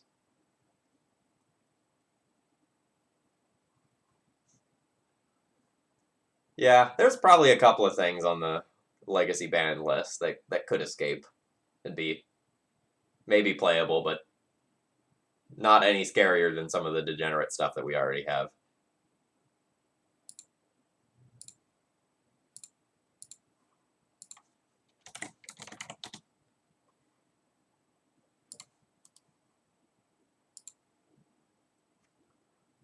Alright, so we're leaning towards Delver. We have an okay hand versus Delver. We don't have removal, but like we have a strong curve, especially if our Thalia like sticks around.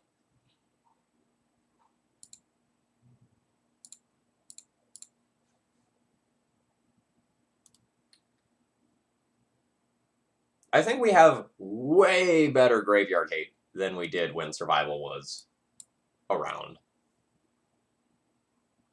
You know, I haven't really played against Survival in Legacy. I've only played against it in Vintage. But sometimes it feels a little clunky in Vintage, I'm not going to lie. So I imagine it would feel just as clunky in Legacy.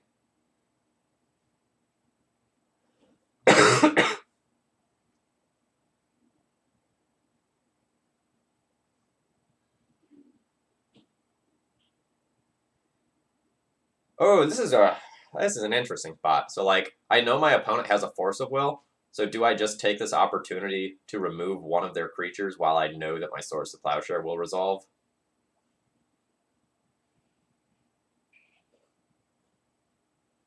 Hmm.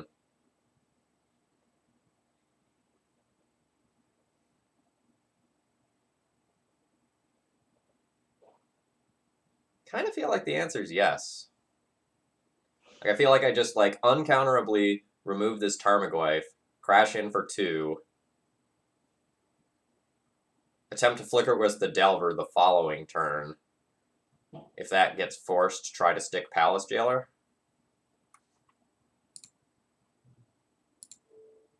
I think it's just too easy to get aggroed out and lose if I don't play safe here.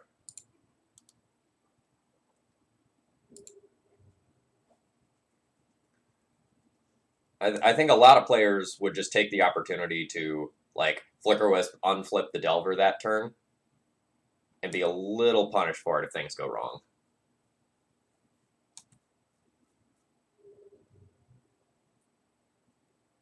Yeah, TNN would be the biggest punish here, because it doesn't get affected by the Thalia attacks.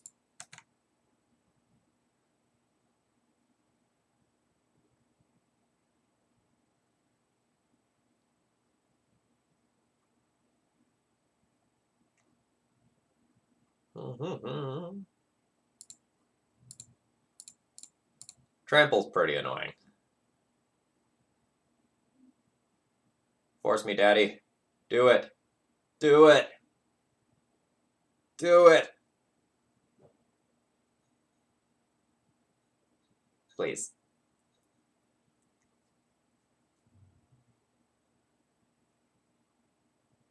Alright. So now we can potentially get somewhere with our Palace Jailer. Pitching an Oko. Woo!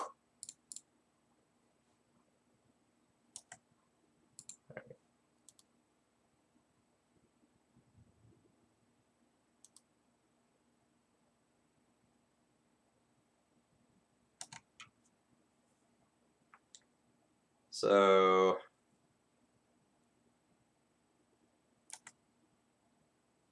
the Jailer will make the game interesting. It's not the permanent removal that I need, which is slightly unfortunate. But it's something.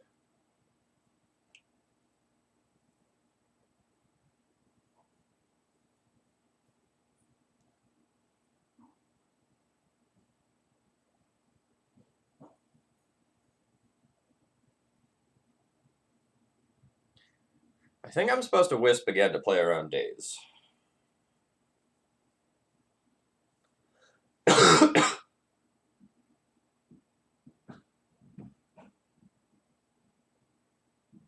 Yeah, if I can trade Wisp for Delver or trade Wisp for Mandrills, it's also really strong.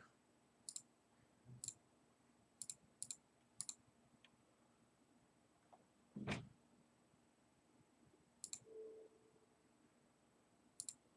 would be an awkward stifle, but like whatever.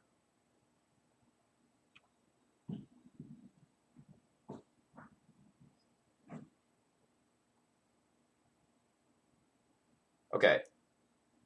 Opponent, you stifled the wrong thing. You want to stifle the return trigger there.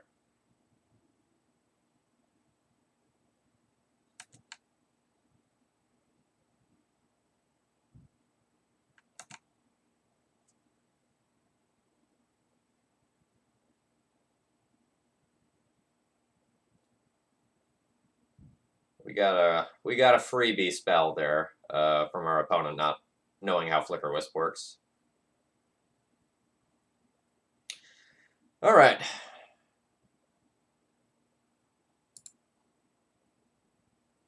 That sucks. I now need to draw exactly Swords to Plowshares.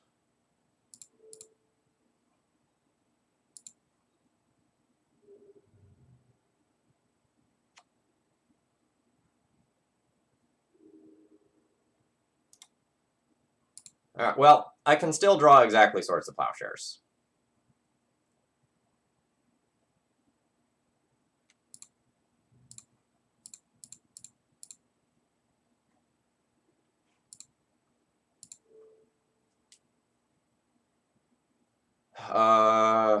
If one of these is going to be gone forever, I want Hooting Mandrills to be gone forever.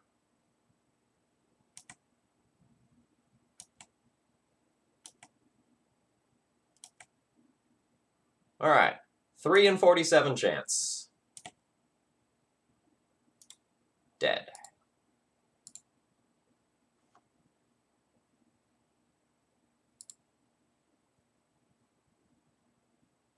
That's a misplace from our opponent, but we could not close things out.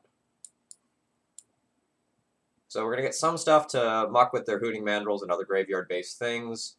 Like Tarmogoyf, we get an extra removal spell or 4, kind of depending on where we want to slant things here. Revoker is pretty terrible in this matchup, even though Oko is just like an absolutely insane card. Other than when they have Oko, Revoker is a dead card and just grows Tarmogoyf by 2. So we're probably not going to go that route. And we're going to have to make some decisions about our deck building here, because we have a non-traditional build, and we have a bunch of 4-drops. So, like, our early game isn't necessarily going to be as good as we want against this deck. So, Prosner, our opponent stifled my Flicker Wisp targeting my Rishadan port when it was, like, first on the stack, not, like, the return trigger. So they didn't get to eat my land for free.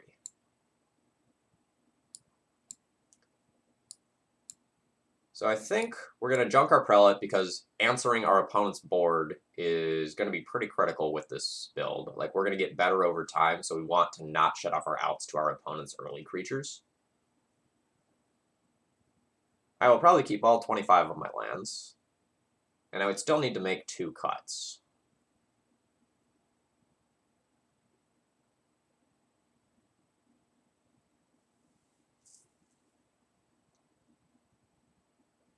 It might just be the recruiters.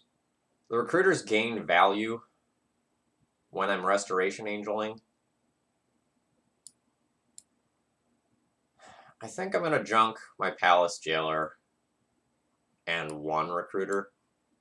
This leaves me more creature light than I would like to be.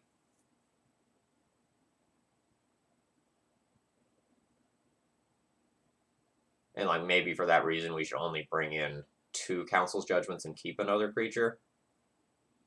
But the goal here is to not die and then let my better endgame take over the game.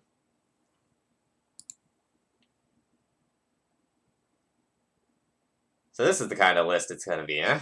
Alright, we're gonna keep, we're really in bad shape if our opponent forces my opening Ether Vial. But if they don't, this is very close to an ideal Vial curve. Yes, any turn 1 effect, such as a Pithing Needle that could answer Ether Vial, is also devastating.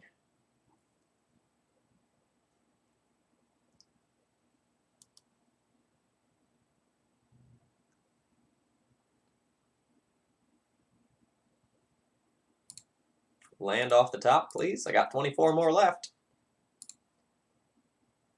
I'm a master.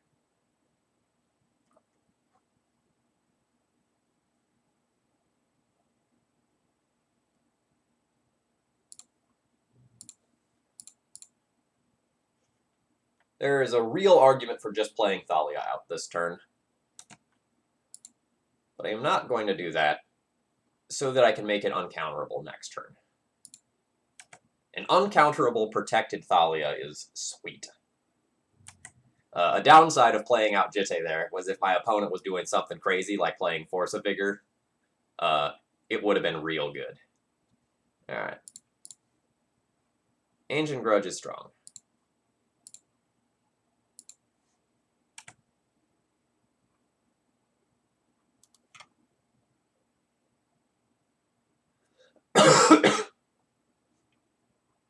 Alright. Don't daze me. Nice.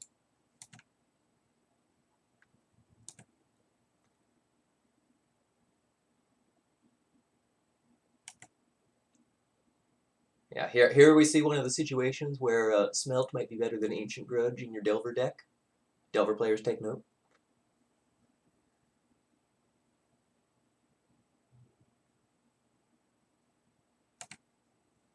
Alright, so it looks like opponent is not going to give me the opportunity to connect and get Jitte counters. They're holding up Ancient Grudge instead. Yeah, I have played with and against by force, and it's disgusting. I've played like just enough Vintage to be familiar with how devastating that card is.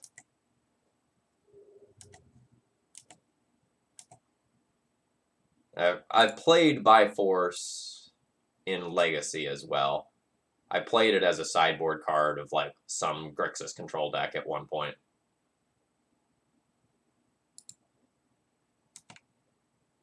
Dude, Meltdown is fun. It depends on how much you can scale it. Oh, opponent opting to just brainstorm this turn. Rather than Ancient Grudge my Jitte since I didn't go for the equip.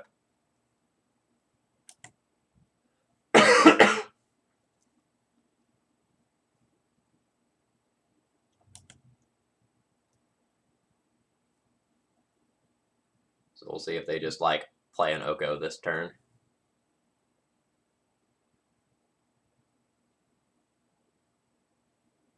A Tarmogoyf. So that does not leave up green for Ancient Grudge.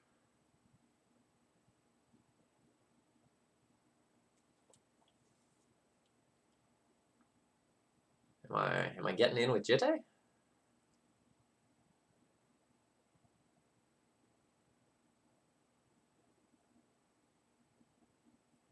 I can get in with Jitte and wasteland them off of their green.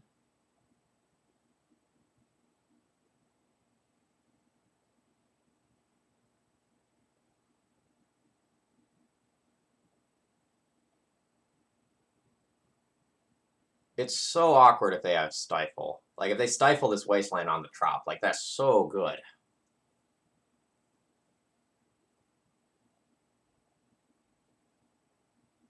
And, like, I would much rather just have Crusader in play. But if they don't have Stifle, then this Jitte equip probably just wins the game.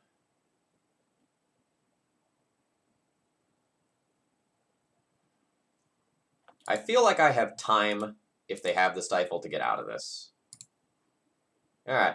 You have the stifle? You don't have the stifle.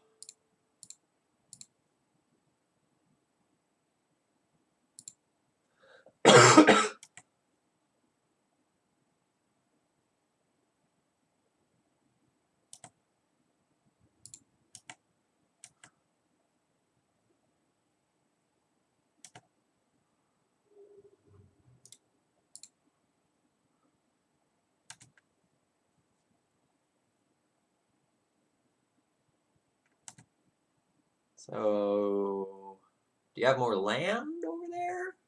Ooh, that's not a green source.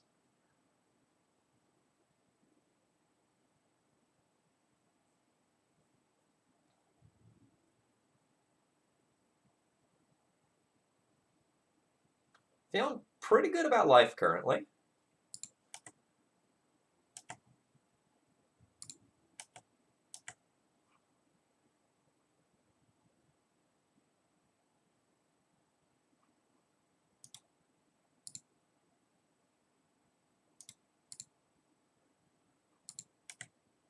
So, out of the fear of losing this Jitte to something like an Abrade or an Oko later, we're going to cash in our counters as we get them.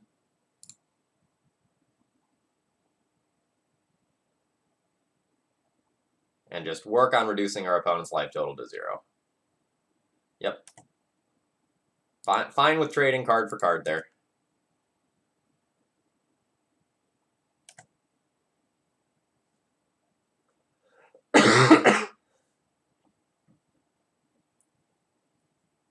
Yeah, so I know they don't have a green source as of right now, so, like, them drawing a green source leads to all the ways that the Jitte are bad. The Flashback, Ancient Grudge, the Oko. Well, not all of them, because, like, there's, a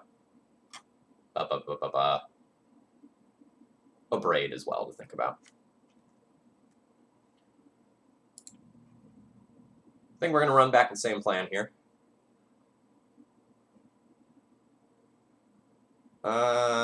Keep, but the hand has problems. So, our only white source is non-basic as of right now.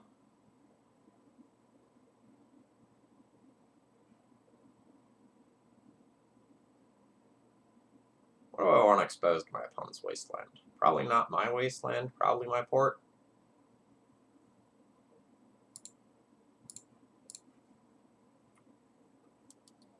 So the scariest scenario for us there involved, like, our Vial getting, like, spell pierced, and then we got wastelanded off of Caracas or something like that. So we're gonna try to protect this for a little while. This line is better against Wasteland, but worse against my opponent just playing out a creature that we Swords to Plowshares. All right.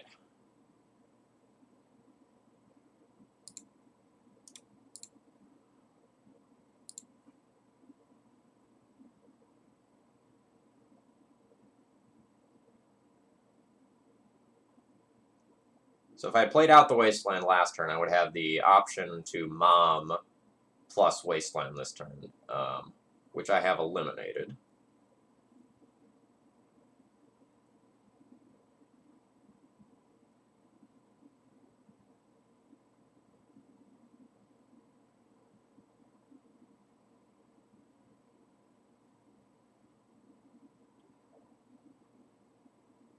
This turn's super awkward because I chose to play around Wasteland as effectively as I could last turn.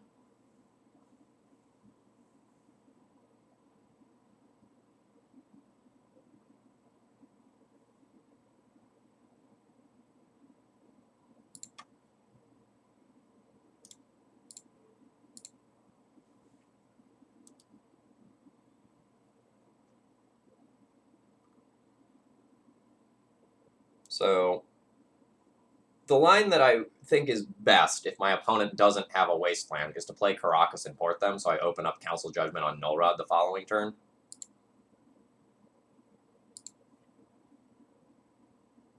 Oh, great. I'm super, super happy with that draw.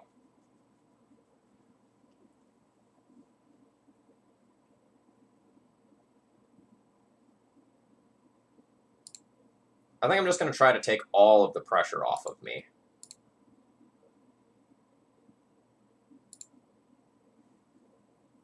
Like, let's see if we can clear the board I have Council's Judgment for an Arcanist if my opponent would play one of those next turn. Otherwise, I get to double Mom on my next turn, and that's pretty hard to answer. Alternatively, I can just consider casting Council's Judgment.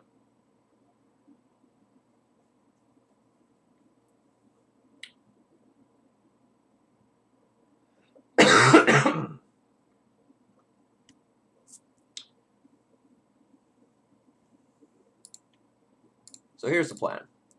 Plan is double Mother of Runes this turn into Council's Judgment plus Recruiter of the Guard next turn. Well, morning. I'm glad you got to catch me live. The Saturday streams are usually at this time, so if you are available in your time zone in this time, this is when it usually should be. Alright, that Oko's not doing them a lot of good over there right now, so that's totally fine.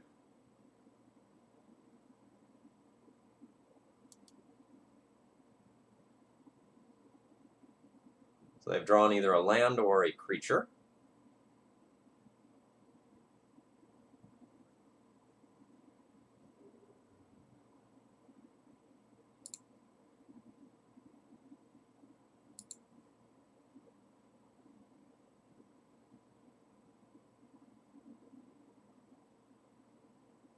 That's interesting.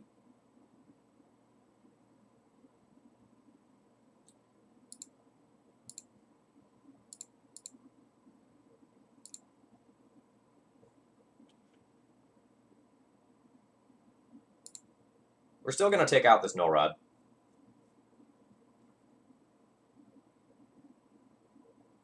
And then I'm comfortable passing the turn there.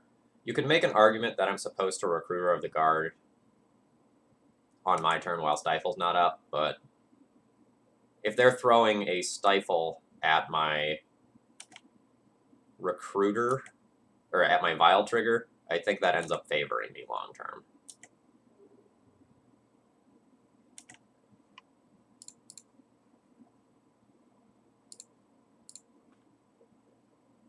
Because then, a trigger like this one actually gets to resolve.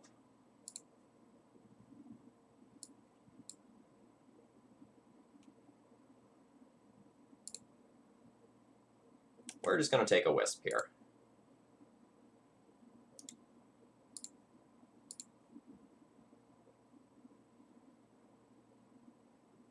Nice. No, the Jailers are in the sideboard right now. We boarded them out in fear of True Name Nemesis. I guess I can make my attack first.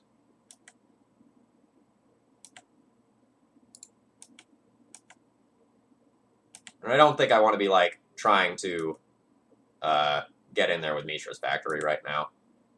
I think I have better alternative uses for my mana.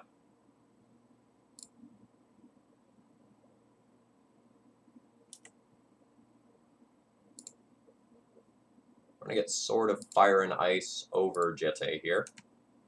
Again, something like a True Name that clogs up the board is something that we need to worry about.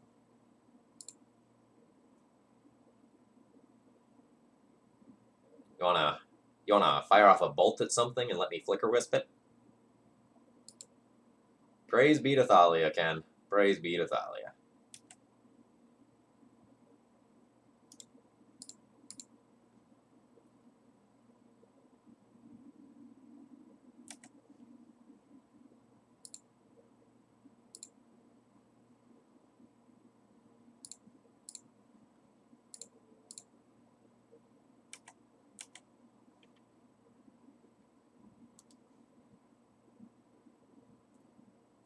Yeah, I don't know what my opponent was supposed to do to go and get out of things from there.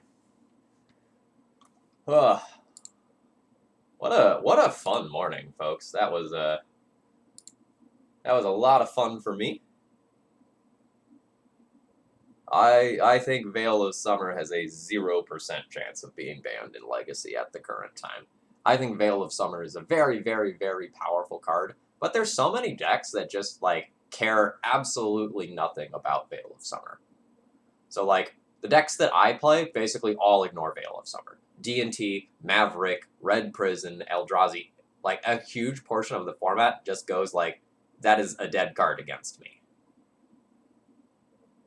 So like, while the card is incredibly powerful in the blue mirrors, doing things like main decking those cards, it's costly. And I think as a sideboard card, while it's probably better than something like Flusterstorm or Red Elemental Blast that we already have access to, you know, I don't think that card is beyond the power level of the format. You know, if Grizzlebrand can run free, I don't think Veil of Summer is like, no, can't do that.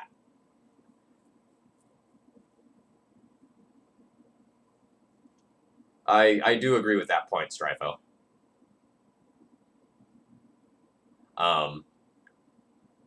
Veil is very good in those Oko mid-range decks of all sorts of various natures. Frosty, that's actually a really complicated question. So that game, I don't know if you were there for the very beginning of that one, but that game I had that exact same decision where I chose to play Port because if one of my lands was going to get wastelanded, I wanted it to be the Port. Whereas the Wasteland is often more optimal because you can Wasteland and play a white 1-drop on turn 2 with, like, the other cards that you have. So, showing your opponent the Wasteland before you intend to use it sometimes incentivizes them to fetch basics, but playing the Wasteland often gives you opportunities to play multiple things in one turn. All right, folks, I am off to a day trip to Charlotte today, so that's all that I've got going on here. I'm going to go ahead and turn you over to, I think Cherryman is doing some streaming, so I'm going to go ahead and host them. I hope you all enjoy. I'll be recording some daily D&T with the new cards at some point later this weekend, so expect to see those. And I'm going to do a stream during the day at some point on Monday. I hope you all enjoy, and if you do, please consider supporting my content. It means a lot and will keep me like going and going and going. Thank you very much to Sour Cream Suicide and Matt Beasy for following as well. Cheers, folks. I'm going to turn you over to Cherryman.